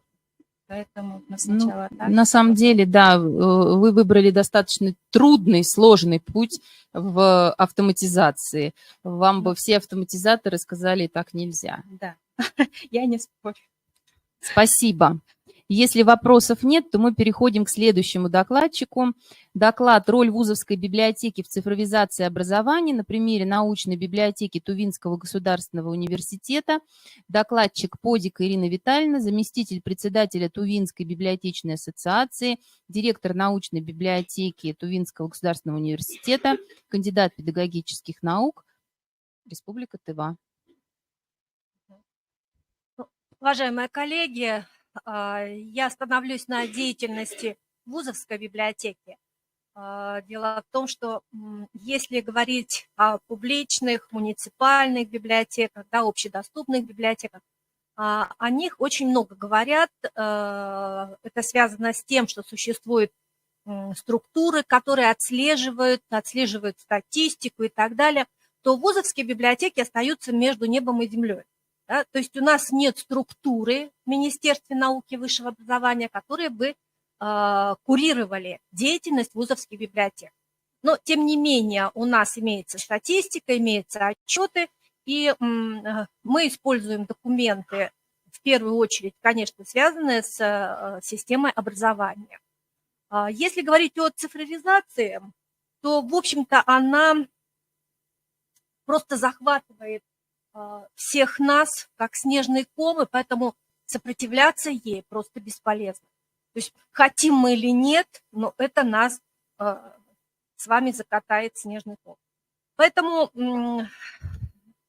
проще уже заняться этой цифровизацией. И прежде чем перейти к тому, что мы делаем и с чем это связано, я хотела бы остановиться буквально несколько слайдов о деятельности нашей библиотеки. Библиотека Тувинского государственного университета имеет свой сайт, несмотря на то, что имеется общий сайт университета. Сайт наш имеет систему закрытого пользования, да, то есть для зарегистрированных пользователей, но основные моменты, которые они доступны для тех, кто хотел бы сюда зайти, посмотреть.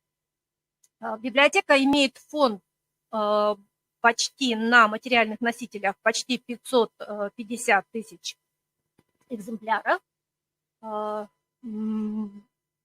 Учебной. Здесь очень важно, у нас идет соотношение учебной и научной литературы, да, то есть в последнее время ставится вопрос о том, чтобы учебная литература преобладала перед научной литературой в фондах библиотек. Ну, с чем я, может быть, и не согласна, потому что библиотеки у нас научные, но, тем не менее, существуют стандарты, требующие вот такой вот подход. Если говорить об электронных ресурсах, то на сегодняшний момент в нашей библиотеке почти 300 тысяч сетевых электронных ресурсов, имеются локальные ресурсы, и вы можете увидеть количество, значит, просмотров, зарегистрированных, посещений в нашей библиотеке. Нужно отметить, что последние 2 года очень значительный рост отмечен, и, в общем-то, он связан в первую очередь с пандемией, с переходом на дистант, что заставило нас глобально изменить многие-многие подходы. Вот это электронная библиотечная система, на которой у нас имеется подписка. Это платная подписка, обеспечивающая качественную подготовку специалистов. Так как наш университет является классическим, поэтому у нас очень много направлений, и отследить достаточно сложно, чтобы было обеспечено все направления подготовки. Это показатели сайта, тоже достаточно внушительные. Вы можете посмотреть в сравнении 3 лет, насколько увеличилось количество просмотров, посетителей, новых визитов, количество скачанных. Вот здесь не видно, но там очень существенная цифра. И опять же, это связано с тем, что мы переходим на дистант, и то, что меняется значительно подход, даже, скажем, система библиотечного и информационного обслуживания библиотек. Но, коллеги, говорить о цифровизации и, наверное, здесь цифровой трансформации я не буду, потому что уже очень многие на этом останавливались. В принципе, мы дублируем эту информацию, поэтому я думаю, что все с этим уже разобрались. Давайте перейдем дальше.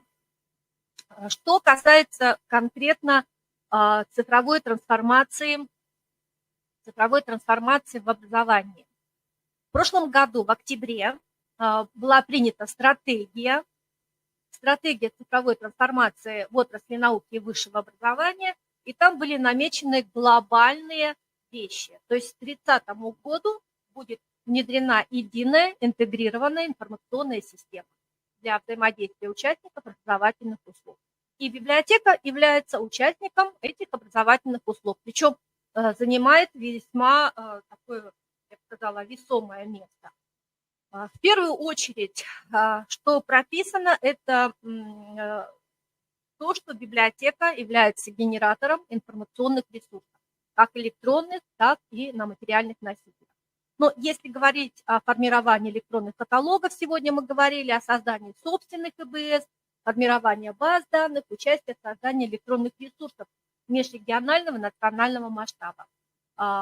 Этим мы начали интуитивно заниматься, наверное, еще не имея этой стратегии. Значит, на сегодняшний день каталог электронный каталог нашей библиотеки имеет 15 баз данных собственной генерации. Вот они в Ирбисе отмечены. С Ирбисом мы работаем с 2010 года, то есть это уже 12 лет. Нынче мы сменили организацию, обслуживающую нас, и, в общем-то, наверное, к лучшему. Электронный каталог научной библиотеки у нас на сегодняшний момент имеет бесшовное соединение с электронным каталогом электронных библиотечных систем. То есть в электронном каталоге нашей библиотеки можно перейти на ЭБС, такие как Лань, Университетская, Юрайт, IPR-Book и Консультант-студент. Сейчас мы уже сделали. Очень удобно, потому что одновременно идет поиск, и уже отсюда с каталога можно перейти в полнотекстовую базу данных. Что касается базы данных ВКР, вы знаете, что все библиотеки учебных заведений обязаны вести подобную базу. Значит, наша база отражается в электронном каталоге, можно проводить по ней поиск по нескольким полям, и одновременно можно перейти к полнотекстовому просмотру ВКР. Но эта база закрытая, да, то есть только для зарегистрированных пользователей. Кстати, она очень оказалась востребованной нашими преподавателями, потому что они по этой базе могут отследить, какая тематика, сколько было у них выпускников, вообще у каждого преподавателя, что получается достаточно хорошо. Но вот если на самом сайте, она была представлена вот таким вот образом. Впоследствии мы все-таки ее переделали и сделали в электронный каталог. То же самое было сделано в электронном каталоге издания профессорско-преподавательского состава университета. То есть также введены все данные, и уже из электронного каталога можно перейти к полнотекстовым базам. Если говорить о создании, и одно из направлений, которое связано, это научное обеспечение. Для этого нашими сотрудниками была создана галерея ученых университета. Представлено более 150 гнезд авторских. Каждое авторское гнездо содержит информацию и напрямую показывает публикационную активность данного преподавателя. Как ни странно, база оказалась очень востребованной. Сейчас мы ее дорабатываем, чтобы был поиск, и планируем ее зарегистрировать. Я услышала такие хорошие отзывы, причем от журналистов, о том, что можно воспользоваться этой базой. Так как необходимо свои ресурсы вводить в межрегиональные, национальные базы, очень удачным проектом было создание сетевой электронной библиотеки классических вузов, электронной библиотечной системы iLife. Туда вошло очень много учебных заведений, вот 295, но сейчас я посмотрела, там уже больше вузов вошли, кстати, Кемеровский, да, там я пользуюсь вашими пособиями в том числе. Мы размещаем там наши издания наших преподавателей. Значит, это почти уже более 200 изданий, выпуски всевозможные наши журнальные.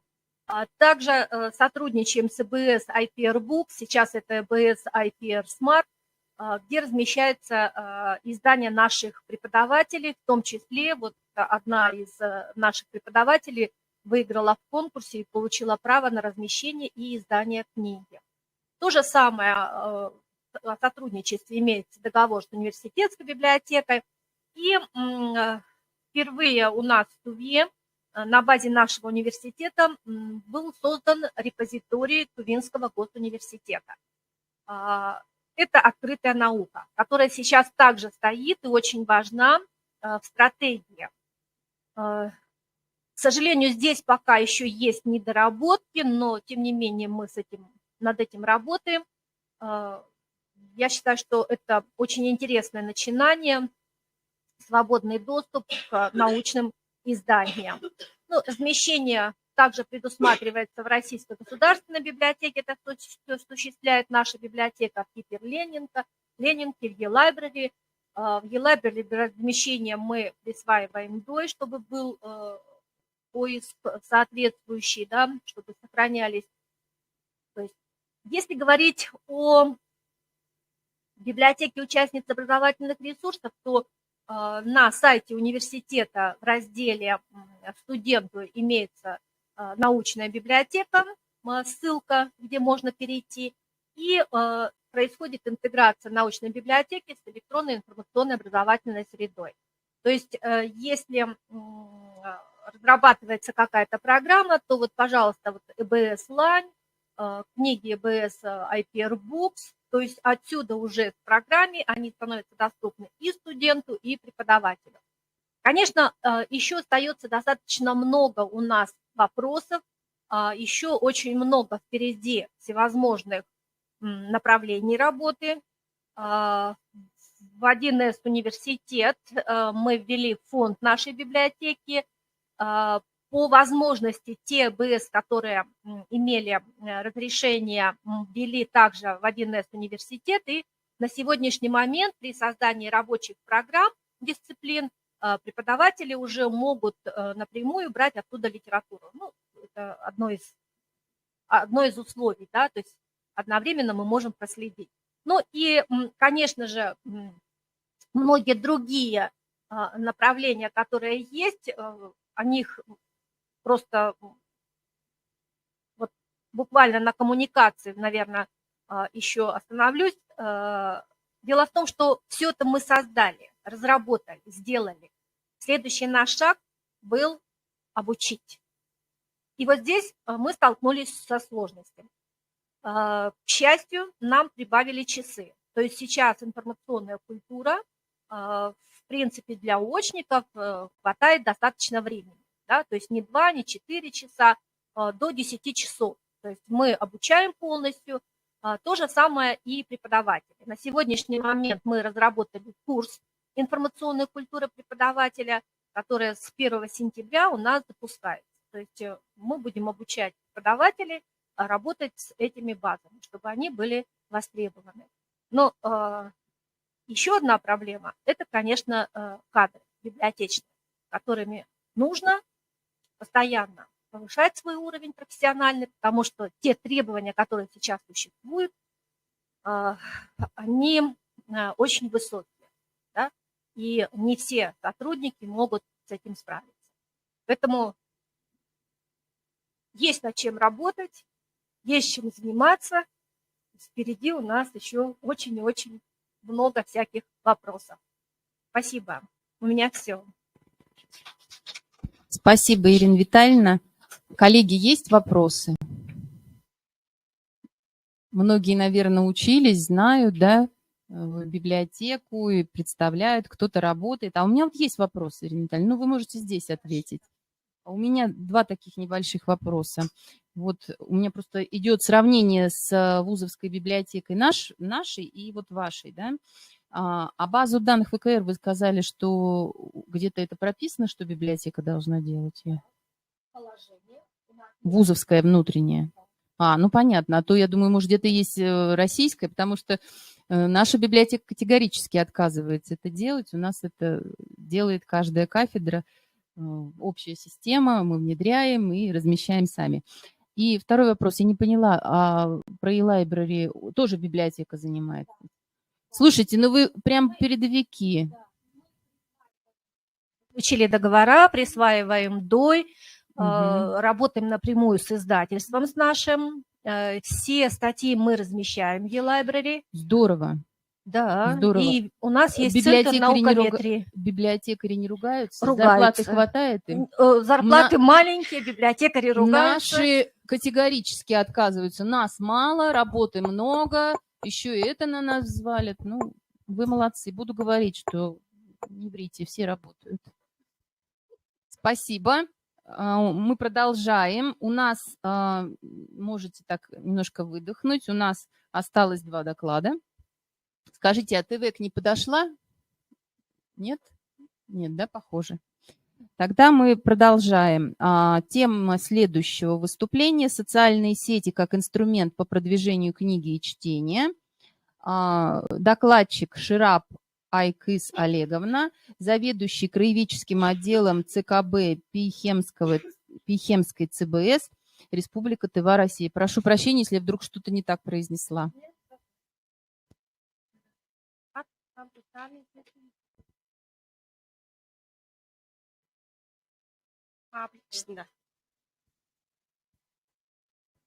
Добрый день, дорогие коллеги, Ирина Витальевна, Адмира Шеветовна. Мой доклад «Социальные сети как инструмент по продвижению книги и чтения».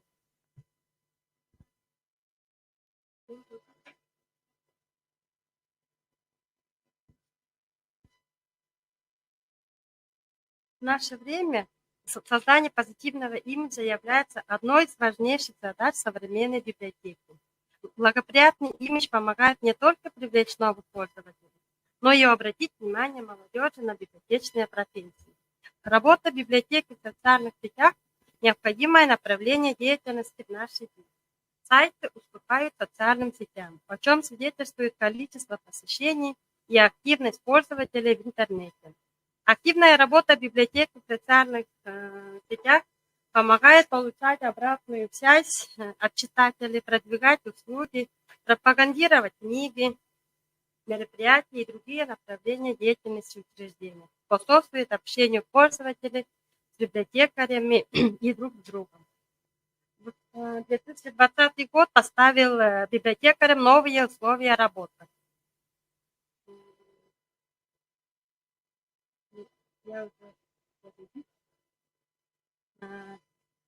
Это потребовало от нас новых знаний и новых форм работы по пропаганде книги и чтения.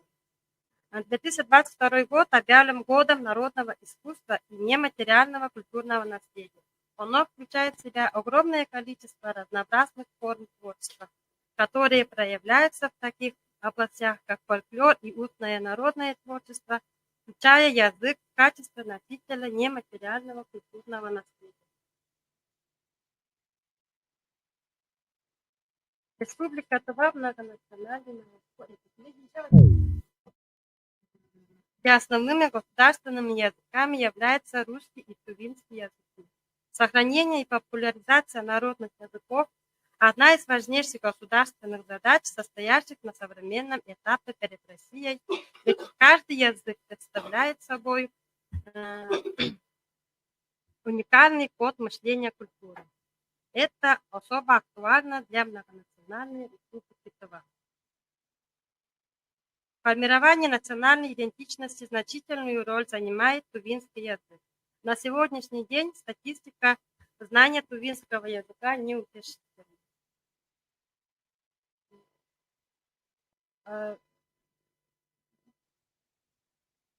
Что остается?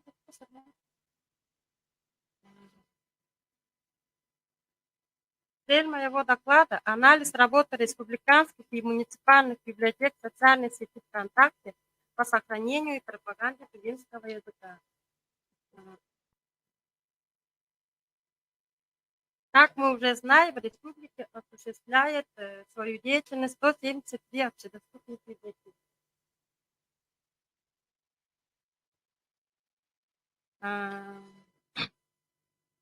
Из первой диаграммы видим количество подписчиков республиканских библиотек по состоянию на 16 августа 2002 года. Наибольшее количество подписчиков у республиканской детской библиотеки имени Корнея Ивановича Чуковского. На втором месте Национальная библиотека и на третьем Тувинская республиканская библиотека.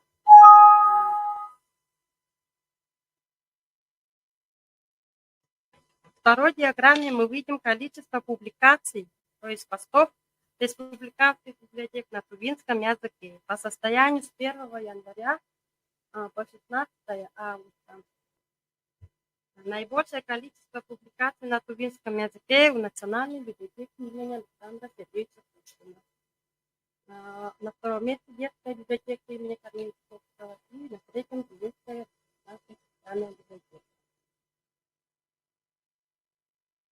Следующая диаграмма под названием «Количество подписчиков муниципальных библиотек». Я уже анализирую муниципальные библиотеки. По состоянию на 16 августа наибольшее количество подписчиков учебников стипендий. На втором месте Копемская СБС, в третьем Тамбовская СБС. Мониторинг публикаций на тувинском языке муниципальных библиотек мы видим в четвертой диаграмме. Это количество публикаций муниципальных библиотек на тувинском языке.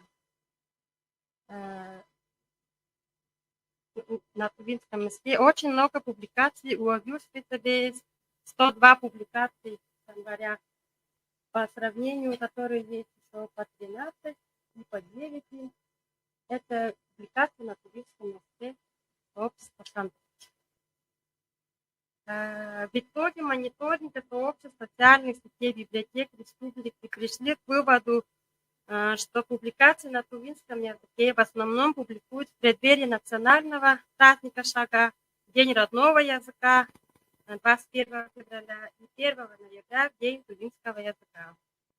Призываю всех коллег, библиотекарей и библиотекарей краеведческих отделов централизованных библиотечных систем вместе развивать сообщество библиотек на тувинском языке или переводить русские публикации на тувинский язык. Подобную работу ведет Национальная библиотека, именно Тувинская библиотека.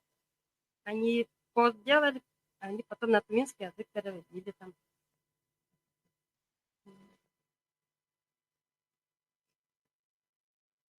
Хочу завершить свой доклад. В самом конце хотелось бы сделать акцент на том, что это лишь рабочий инструмент, живая реальная библиотека не должна уходить на второй план. Хочу завершить свой доклад цитатой Плутарха. Ученик – это не сосуд, который нужно наполнить, а факел, который надо зажечь. А зажечь факел может лишь тот, кто сам горит. Это я имею в виду по пропаганде тувинского языка. Спасибо за внимание. Вопросы? Спасибо. Вопросы? Дай микрофон надо передать. Не слышит вас, подожди. Города, кто в рака, не включен. Там Секунду, подождите, библиотеки. пусть зададут вопрос, Я потому уже- что не слышит вопрос наши для видео там. То есть все, да? Да. Вопрос закончен. Ну, понятно. Ответили уже, пока мы тут бегали. Спасибо. Знаете, у меня такой вопрос. Действительно, вы поднимаете очень такую актуальную тему продвижения литературы тувинской, тувинского языка через социальные сети. Насколько востребована эта информация? Ну, понятно, постов столько-то, а вот как пользователи, есть ли обратная реакция от них? Обратная реакция есть. Я читала отзывы Лукемской СБС, который на тувинском языке выставляет свои посты, а там уже внизу есть очень хорошие отзывы. То есть, именно на тувинском языке продвигают. То есть, получается, все-таки не зря, да? Да. Нужная работа. Ну, вот видите, значит, Очень нужно делать. массово. Люди хотят, не хотят, все равно открывается, а там уже Ну история вот, идет, поэтому... нужно этим пользоваться, да, и уже заманивать их в библиотеку. Через такие посты, через такие отзывы. Им тоже... Не забывайте, что на любой отзыв тоже нужно отвечать. Да, это без этого мы потеряем просто наших пользователей. Спасибо. Есть еще вопросы? Нет, да, вопросов? Тогда у нас последний доклад. Тема доклада «В мир цифровизации через книги». Докладчик Амырмит Онерма Дастайоловна, заместитель директора, что это получается, Тувинской, да? Республиканской детской библиотеки имени Чуковского, Республика Тыва.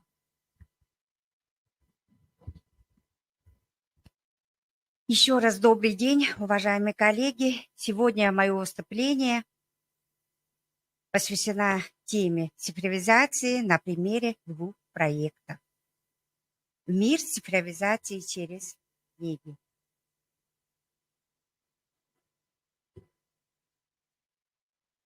В 2021 год для Тувинской библиотечной ассоциации Тувинской республиканской детской библиотеки имени Корнея Ивана Чуковского был очень плодотворным и успешным в достижении поставленных целей. Республиканская детская библиотека разработала и успешно реализует проект, отвечающий вызовам времени, века компьютеризации и цифровизации.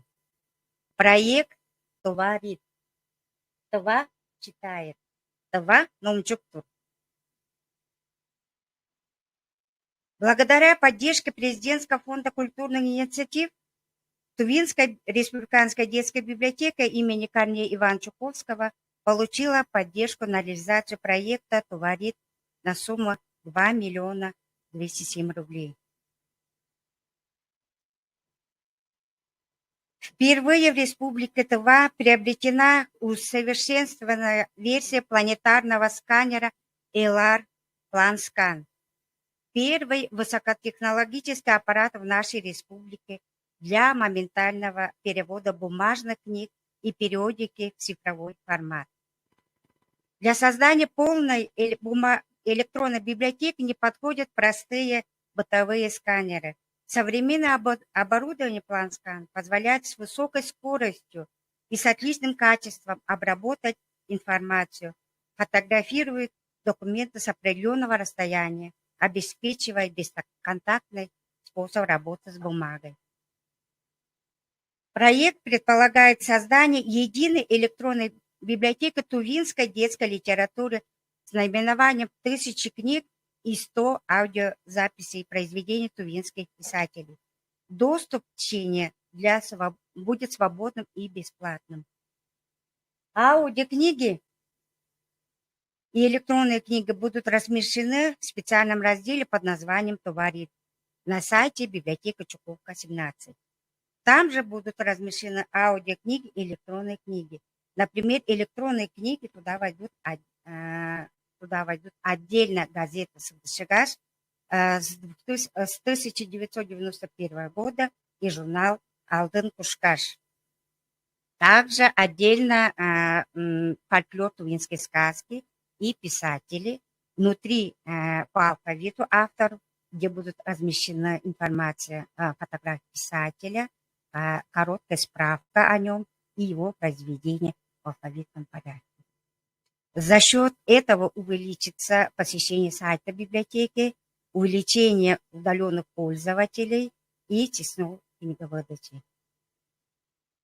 В рамках проекта будет создан первый цифровой архив и электронная библиотека тувинской детской литературы, начиная с советского периода. Цифровой архив детской литературы станет дистанционной базой, которая в век цифровой технологии упрощает доступ к художественной литературе в мультимедийном формате. Электронные версии тувинской литературы станут олицетворением доступности информации. Становление тувинской детской литературы является одним из важных культурных достижений тувинского народа, следствием развития его духовной культуры и художественной мысли. У истоков тувинской литературы для детей стояли многие основоположники тувинской литературы. Это Леонид Барандай-Чадамба, Степан Сарыгул, Олег Саганол, Пайкара Хувенгмей, Василий Ренчин и многие другие. Переводы их творчества – золотые страницы истории республики. Они внесли неоценимый вклад в зарождение и становление тувинской детской литературы. Многие шедевры тувинской детской литературы находятся в фондах нашей библиотеки в единственном экземпляре и в малом количестве. Всего в нашей библиотеке фонд тувинской литературы составляет 12 тысяч. По этой причине в библиотеке существует запрет на выдачу редких книг на руки читателям. Ознакомление с такой литературой осуществляется только в читальном зале. И это, безусловно, создает определенные трудности для пользователей. Отсюда вытекает следующая проблема. Национальная литература практически неизвестна широкому кругу читателей. В коллекции электронной детской библиотеки будет представлена наиболее значимые произведения для детей и произведения, вошедших в круг тувинского детского чтения. Стоит отметить, что среди отобранной литературы для оцифровки будет уникальный сборник сказок малочисленного народа тувинцев-родженцев. Ожидаю, что интерес к электронной библиотеке тувинской литературы проявят не только дети и молодежь, но и педагоги, деятели науки, культуры, искусства, ученые, представители масс-медиа, исследователи языка, литературы, истории и культуры на территории Тувы, а также за ее пределами иностранных граждан, интересующихся тувинской литературой. Отдельно можно подчеркнуть активную целевую аудиторию уроженцев Тувы, переехавших в жизнь в другие города и страны, которые не имеют возможности здесь и сейчас прочитать, ознакомить своих детей тувинской детской литературой. Хронология реализации проекта. Сканер прибыл в декабре 2021 году. Там же отобрано уже художественное произведение для озвучки. 28 декабря 2021 году приехал специалист для обучения работы на нем, ведущий инженер общества ограниченной ответственности «Электронный архив» из Московской области Сологубов Илья Александрович. За 2 дня сотрудников библиотеки для сотрудников библиотеки было очень насыщенным. Илья Александрович показал и рассказал, как работать на сканере. Теперь сотрудники библиотеки сами оцифровывают книги, ведь это выход на новый уровень, и такой сканер незаменим инструмент для нашей работы. С октября 2001 года на сегодняшний день идет реализация проекта. Надо отметить, что список литературы для оцифровки наших библиотекарь уже составлен и отработан. На данный момент уже оцифровано 1000 книг и записано 100 аудиокниг. Также отсканированы газеты и журналы для детей Сылдышыкаш и Алтын-Кушкаш. После сканирования книги сотрудники библиотеки редактируют книги по программе «Скантеллер». Это узкоспециализированно предназначен только для того, чтобы привести пристойный вид отсканированной или переснятой страницы книг. Программа способна разбить попарно отсканированные страницы на отдельные файлы, развернуть их, чтобы строки были горизонтальными, удалить пятна, выровнять яркость, превратить снимок в цвет или серое в черно-белое изображение с увеличением разрешения, а также различить иллюстрации и сохранить их. На выходе мы получаем страницу в формате TIFF и после этого в формате Déjà-vu или PDF. И, соответственно, потом после этого электронные книги все загружаются на сайт. Наши пользователи будут иметь возможность познакомиться с электронной копией книг и детской периодикой для детей, для читателей всех возрастов. В том числе стоит отметить, что подобный цифровой архив создаст благополучие, условия для доступа к литературе для детей, для людей с ограниченными возможностями здоровья для всех возрастов. Еще самое большое достижение – приобретение оборудования для звукозаписывающей студии. Студии мы приобрели у себя, мы оборудовали у себя в библиотеке. Но библиотека, вы же знаете, какая у нас маленькая, но все равно мы нашли уголочек и оформили вот студию, закуточек. Партнерами проекта является государственное бюджетное учреждение Тувинский национальный оркестр, который осуществляет музыкальное фоновое сопровождение аудиозаписей в рамках проекта. Конечным результатом нашего сотрудничества станет 50 аудиозаписей с фоновым музыкальным сопровождением. На фоне голоса, читающего текст, появятся вырезки мелодий игры на национальных инструментах или же журчание речки, чириканье птиц, рычание медвежонка и так далее.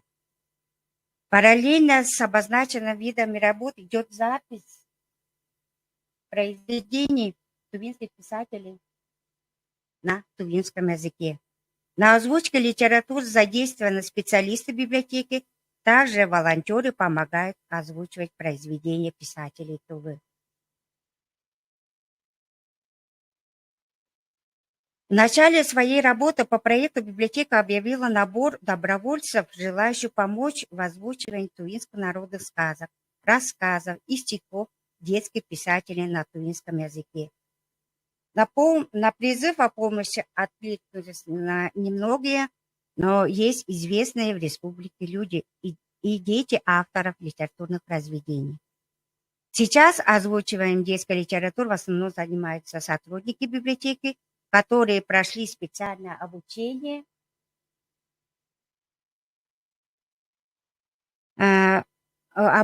мастер-класс по работе по звукозаписывающему оборудованию для специалистов провела Виктория Мангуш, заведующая литературной частью Тувинского театра кукол и единственный тифлокомментатор Тувы.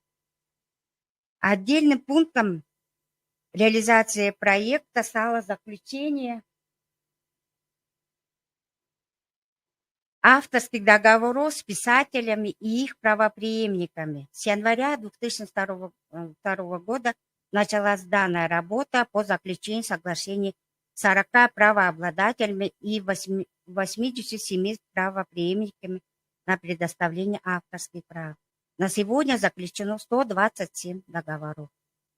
Информация о проведении мероприятий на реализацию проекта при грантовой поддержке регулярно размещается в местных периодических изданиях «Тувинская правда», ШИН, телевизионных каналах, государственной телевизионной и радиовещательной компании ТВА, телеканал ТУВА-24, 108 канал, освещается на новостях публикации информационного агентства ТУВА онлайн, на страницах Тувинской библиотечной ассоциации, Министерства культуры и туризма Республики Тува, Тувинской библиотеки имени Кани Ивана-Чуковского, в социальных сетях ВКонтакте, Инстаграм и официальном сайте корпоратива ЭЛАР.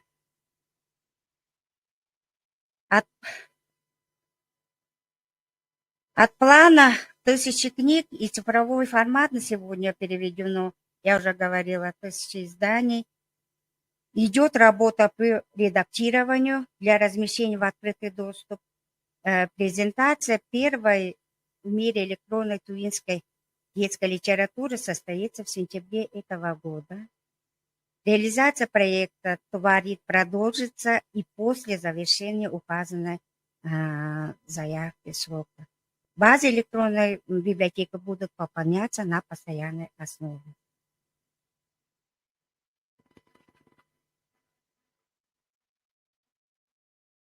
Второй проект Open Skillbooks, открытая детская книга в области цифровизации, который мы хотим познакомить присутствующих. Это один из главных событий в инновационной деятельности Тувинской библиотечной ассоциации и Тувинской республиканской детской библиотеки по внедрению новых технологических возможностей в обслуживании детской категории населения. Стало получение гранта главы Республики Тува на реализацию проекта «Открытая детская книга» Open Skills Book. Проект «Открытая детская книга» – это дополненная реальность, это новый метод получения и доступа к информации. Данная технология, применяемая в издании для детей, очень существенна. Так позволяет увлечь маленького читателя информацией, а все необходимые сведения можно получить моментально. В фонде детской библиотеки имеются издания для детей технологии АРТ. Помимо прочего, библиотека впервые изучила опыт по внедрению и реализации данной технологии издания для детей, целью которой является создание платформы с дополненной реальностью. Итогом проекта стало создание приложения в Google форме тувинской сказки «Арт», издание первого иллюстрированного сборника тувинских народных сказок в дополненной реальности. который безвозмездно передан детским библиотекам республики. Сборник тувинских сказок «Дополненная реальность» имеет авторские иллюстрации, озвучку и видео. Библиотеки для получения... Библиотеки ребят получили возможность ознакомиться с первым иллюстрированным сборником тувинских народных сказок с дополненной реальностью и окунуться в мир виртуальной реальности, где оживают герои любимых сказок, как Егуске, Чара, Кулун, Тонгада, Кадык, Инек, Сокпа, Ущул, Экенего с помощью приложения тувинских сказок. Такой инновационный шаг в библиотечной деятельности способствует росту интереса к чтению среди детского населения республики. Дети – это самое поколение, восприимчивое к новым технологиям. Подведя итог, можно сказать, сделать вывод, что библиотека тем самым хоть помаленьку идет к шагу перехода библиотеки на новый уровень развития в рамках федерального проекта «Цифровая культура». Практическое применение современных форм и методов предоставления библиотечно-библиографических услуг. Эффективное использование современных информационных платформ, привлечение детей к чтению. Повышение цифровой грамотности детей. Сегодня библиотека перестает быть ограниченной физическим пространством. Она становится бесконечно открытой. Спасибо за внимание. Спасибо. Очень. Это все бесплатно. Вот специально. Громко скажите, что Это будет бесплатно. Да бесплатно. Вон сижу, скачиваю. Что вы, Вера Александровна, прям... Можно я вопрос задам? А у коллег, может, есть вопросы? Может, кто-то хочет поинтересоваться? Все читали уже тувинские сказки? И в приложении, и с дополненной реальностью? Да, они все получили. Детские библиотеки все получили это. Так а что ж вы молчите-то? Надо высказаться. У меня вопрос такой. Вы в ходе своего доклада назвали 3 варианта первого ресурса. Электронная библиотека, архив и электронная коллекция.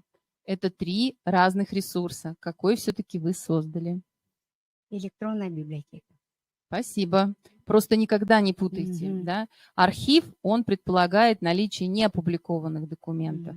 У вас, даже если это редкие книги, это все-таки опубликованные документы. На мой взгляд, у вас все-таки коллекция. Но электронная библиотека, ее тоже можно назвать, но больше походит на коллекцию. Но вы молодцы. Спасибо.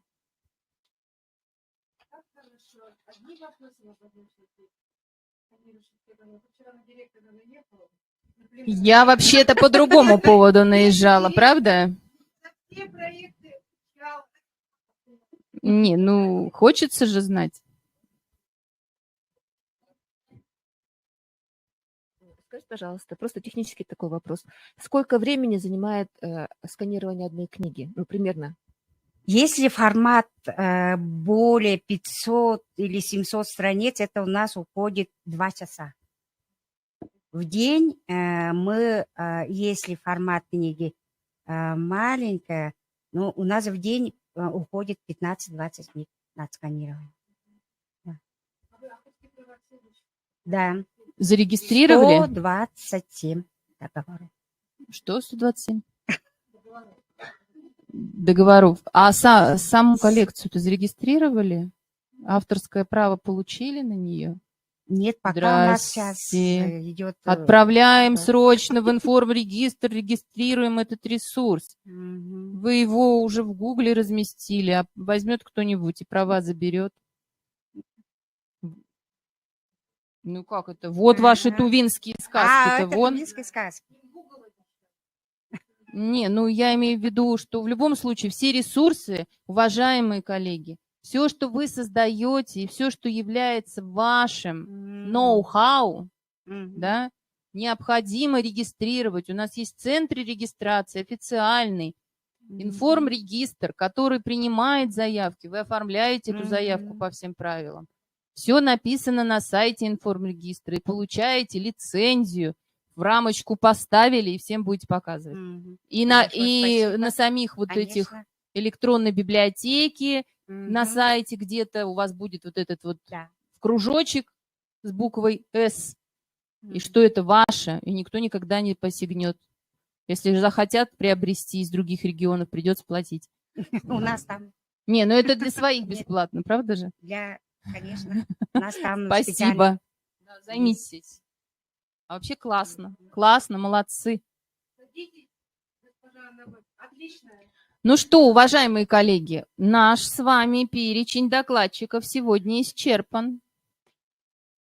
Елена Витальевна, что делаем дальше?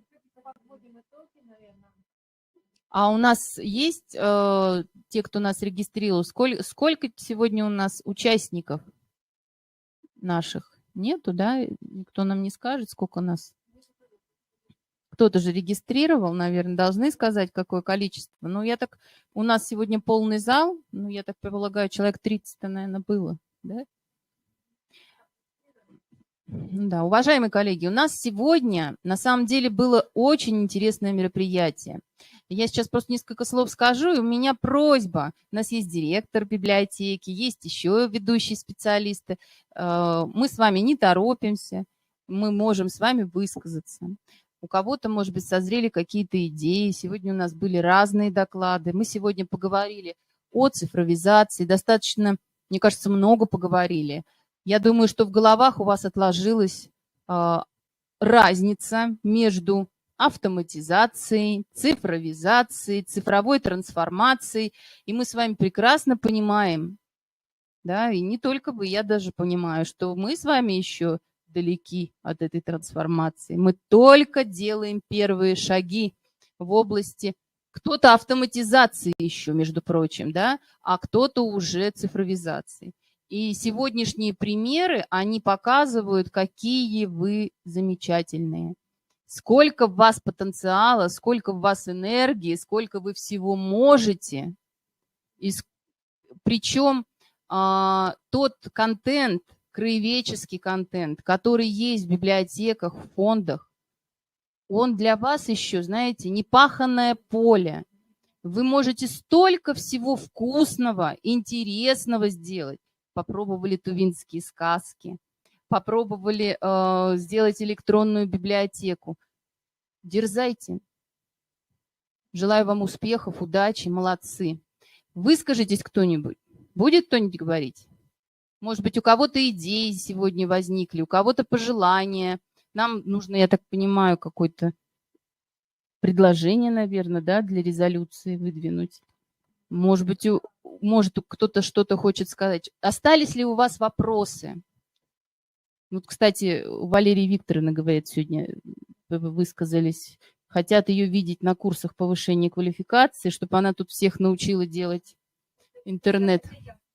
Да, и...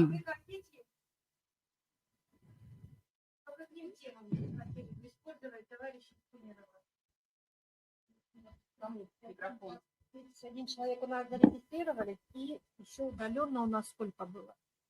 3. Еще 3 человека, да? Ну, да, 34, да. Так что... Ну, так хорошее. что. А у нас примерно 19 сколько, да? Ну, на самом деле, конечно, этот вопрос очень открытый. Оборудование достаточно дорогое. И приобретение его, я думаю, только может позволить себе как раз-таки республиканские библиотеки. Остальные библиотеки могут только, мне кажется, если только пользоваться, приезжать, если есть у них какой-то уникальный фонд, да? Ну, или... Ага. Ну, я не знаю, как у вас, у нас муниципальные библиотеки этим не занимаются практически. Ну, они и так, мне кажется, мы их сегодня никак. Они нас тут хорошо эксплуатируют. Ну что, скажите что-нибудь. Давайте. Вот у нас есть сегодня активные.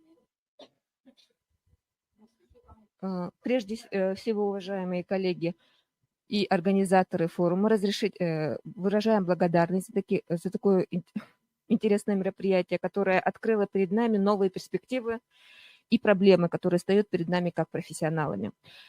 И когда идет именно вопрос о цифровизации, как практике, я бы хотела предложить такой вариант. Для того, чтобы внедрить все эти требования, для того, чтобы выполнить все эти требования, которые ставит перед нами вот, общество, время, сами перемены, мы должны прежде всего не забывать о том, что для того, чтобы выполнить вот эти все требования, нам необходима прежде всего финансовая поддержка. И поэтому, возможно, сейчас, конечно, существует множество конкурсов, грантов, может быть, на региональном уровне, даже не на уровне муниципальных программ, а именно на республиканском уровне создать конкурс, правительственный конкурс, именно адресованный библиотекам, которые будут участвовать в трансформации библиотек в этом направлении. Конкурс именно вот библиотеки, которые хотят не только провести автоматизацию своих библиотек, но и внедрить новые направления работы в области цифровизации, чтобы могли предложить свои варианты того, что они видят. И на уровне правительства уже, на уровне Министерства культуры прошла экспертная оценка, и была вот такая поддержка. Да. Нет, а я именно говорю именно по цифровизации. Вот именно для библиотек, для всех библиотек нашей республики.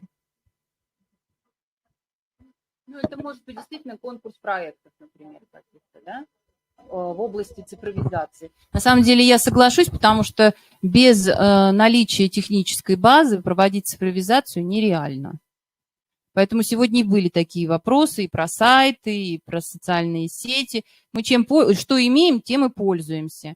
Нет у нас возможности, мы это не делаем. Есть возможность, делаем. Но на самом деле могу согласиться с вами, потому что есть гранты, есть конкурсы, в которых нужно просто активнее участвовать. Я понимаю, что не все библиотеки могут быть модельными, да, но все библиотеки тем или иным образом могут модернизироваться. Для этого нужно ставить хотя бы самые реальные задачи, самые простые задачи. Это мы много чего хотим. Мы на самом деле все хотим что-то, да? Все хотим много денег, финансов и так далее. Но кроме этого нам нужны головы, в первую очередь идеи, да, которые мы могли бы воплотить. Сначала идея, потом все остальное. Поэтому я думаю, что здесь мы должны включаться в этот процесс все. И каждый маленькую долю, но на себя взять. И тогда, может быть, все получится. Коллектив. Я вот чувствую, что коллектив детской республиканской библиотеки очень активно в этом работает, поэтому не все получается. Да? Есть еще желающие высказаться? Есть. Давайте. Я. Ладно, Вера Александровна, передаю слово. Я тоже свои 2 копейки, как сказать, внесу. Очень коротко. Вот есть такая русская поговорка, да, не боги горшки обжигают, да, есть такая, не боги горшки обжигают. И не надо бояться этого слова цифровизация, цифровая трансформация. Ну, надо браться и делать. Вот коротко, что я хотела сказать. А мы с вами трудяшки, мы можем и делаем. Есть такие прецеденты. Вот, пожалуйста, у нас в библиотеке уже, ну, понятно, что там грант выиграли, но кто кому мешает? Поэтому, да, вот. Поэтому всегда надо иметь в голове эту поговорку «не боги горшки обжигают». Все. Надо идеями запастись и идти к их реализации.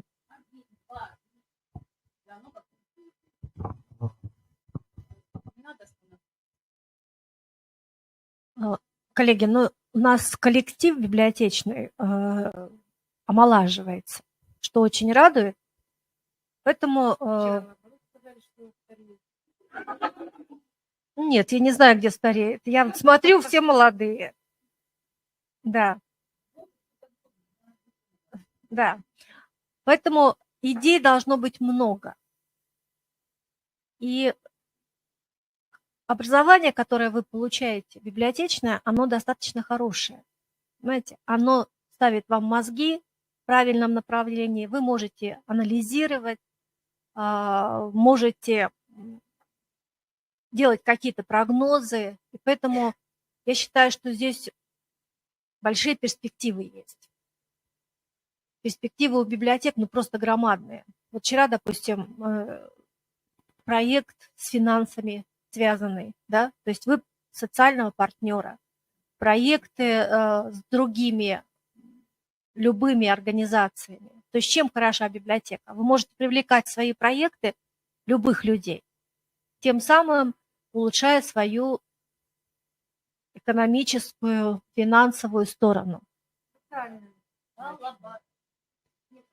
Я хочу два слова еще дополнить. Смотрите, Национальный банк, да, он ориентируется на модельные библиотеки, потому что там техническая оснащенность, да, происходит. Вот. Но они, я вот вчера разговаривала с ним, они онлайн это проводят, они не приезжают, они онлайн делают. Но ведь у нас в других библиотеках тоже есть, скажем, оборудование, которое можно подключить там и онлайн провести с ними встречу. Не обязательно включайтесь в этот проект. Это очень хороший проект. Не обязательно только модельные библиотеки. Потом попросите пару компьютеров. Да. У банка. Да. Вот. Коллеги, у нас всего зарегистрировано 31, и 3 человека подключались удаленно. 34 человека приняли участие в нашей секции. 5, да, даже? Ну тогда получается 36 человек у нас. 36 человек у нас участвовали. Мы прослушали с вами 8 докладов, да? 2 докладчиков, к сожалению, видимо, по объективным или каким-то другим причинам не смогли прийти. Я считаю, что мы обсудили достаточно, да, очень широкий спектр, познакомились и с теоретическими вопросами, и с практическими, и обмен опытом. Поэтому я думаю, что у вас остались какие-то идеи или возникли какие-то идеи и мысли, которые можно будет осуществить. И вот мне кажется, что объединение, вот именно библиотечная ассоциация наша, она, наверное, позволяет решить многие-многие вопросы, в том числе по созданию электронных библиотечных систем, которые бы могли широко представить наши фонды. К сожалению, наши фонды пока закрыты. Да? То есть мы не можем в полном объеме воспользоваться даже локальными фондами. Поэтому есть перспективы, есть над чем работать. И я думаю, что вот этот форум, наверное, все-таки он должен быть традиционным, этот форум, может быть, 1 раз в 2 года. И я хотела бы, чтобы он имел какой-то свой особый колорит. Знаете, как астафьевские чтения, которые ассоциируются, да, там как макушинские чтения, как румянцевские чтения.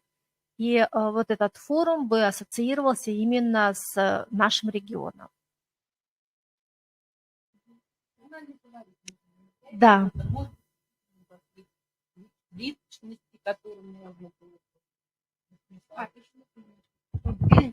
И вот те проекты, которые библиотеки реализовывают, да, это, допустим, тот же Чуковский, проект Чуковки, да, это носит такой чисто региональный характер, да, вот сказки тувинские. Не бойтесь, пожалуйста, об этом рассказывать. Мы вот замыкаемся в рамках своего региона. Надо подготовить публикацию в тот же журнал «Библиотекарь». Почему нет? Что-то вы сделали, провели интересное. Ну, расскажите об этом сообществу. Хорошо? А вы, наверное, еще только пока у себя рассказываете. Ну вот.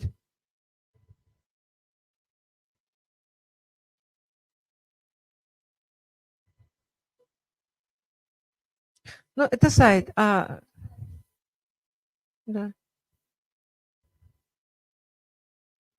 Про профессиональное сообщество не забывайте. Да.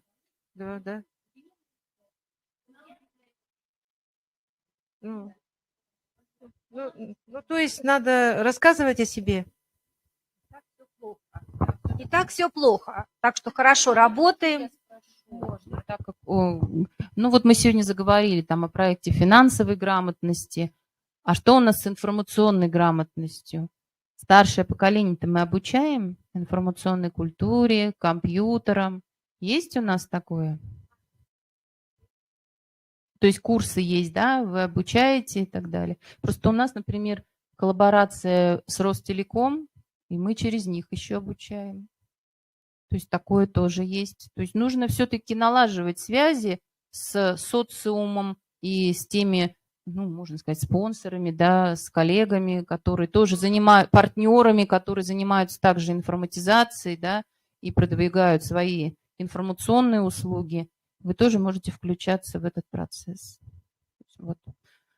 Еще, коллеги, я забыла сказать, общество знания, да, помните, в прошлом году было «Поделись своим знанием», сейчас я сброшу вам ссылочку, акция продолжается, наши библиотекари даже съездили куда-то, да, вот, я думаю, что вы уже заинтересованы, и через общество знания тоже можно проводить обучение, выигрывать соответствующие проекты и получать финансирование на приобретение.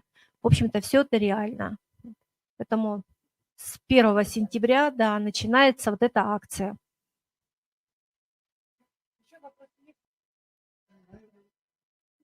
Они уже хотят кофе. Всем спасибо.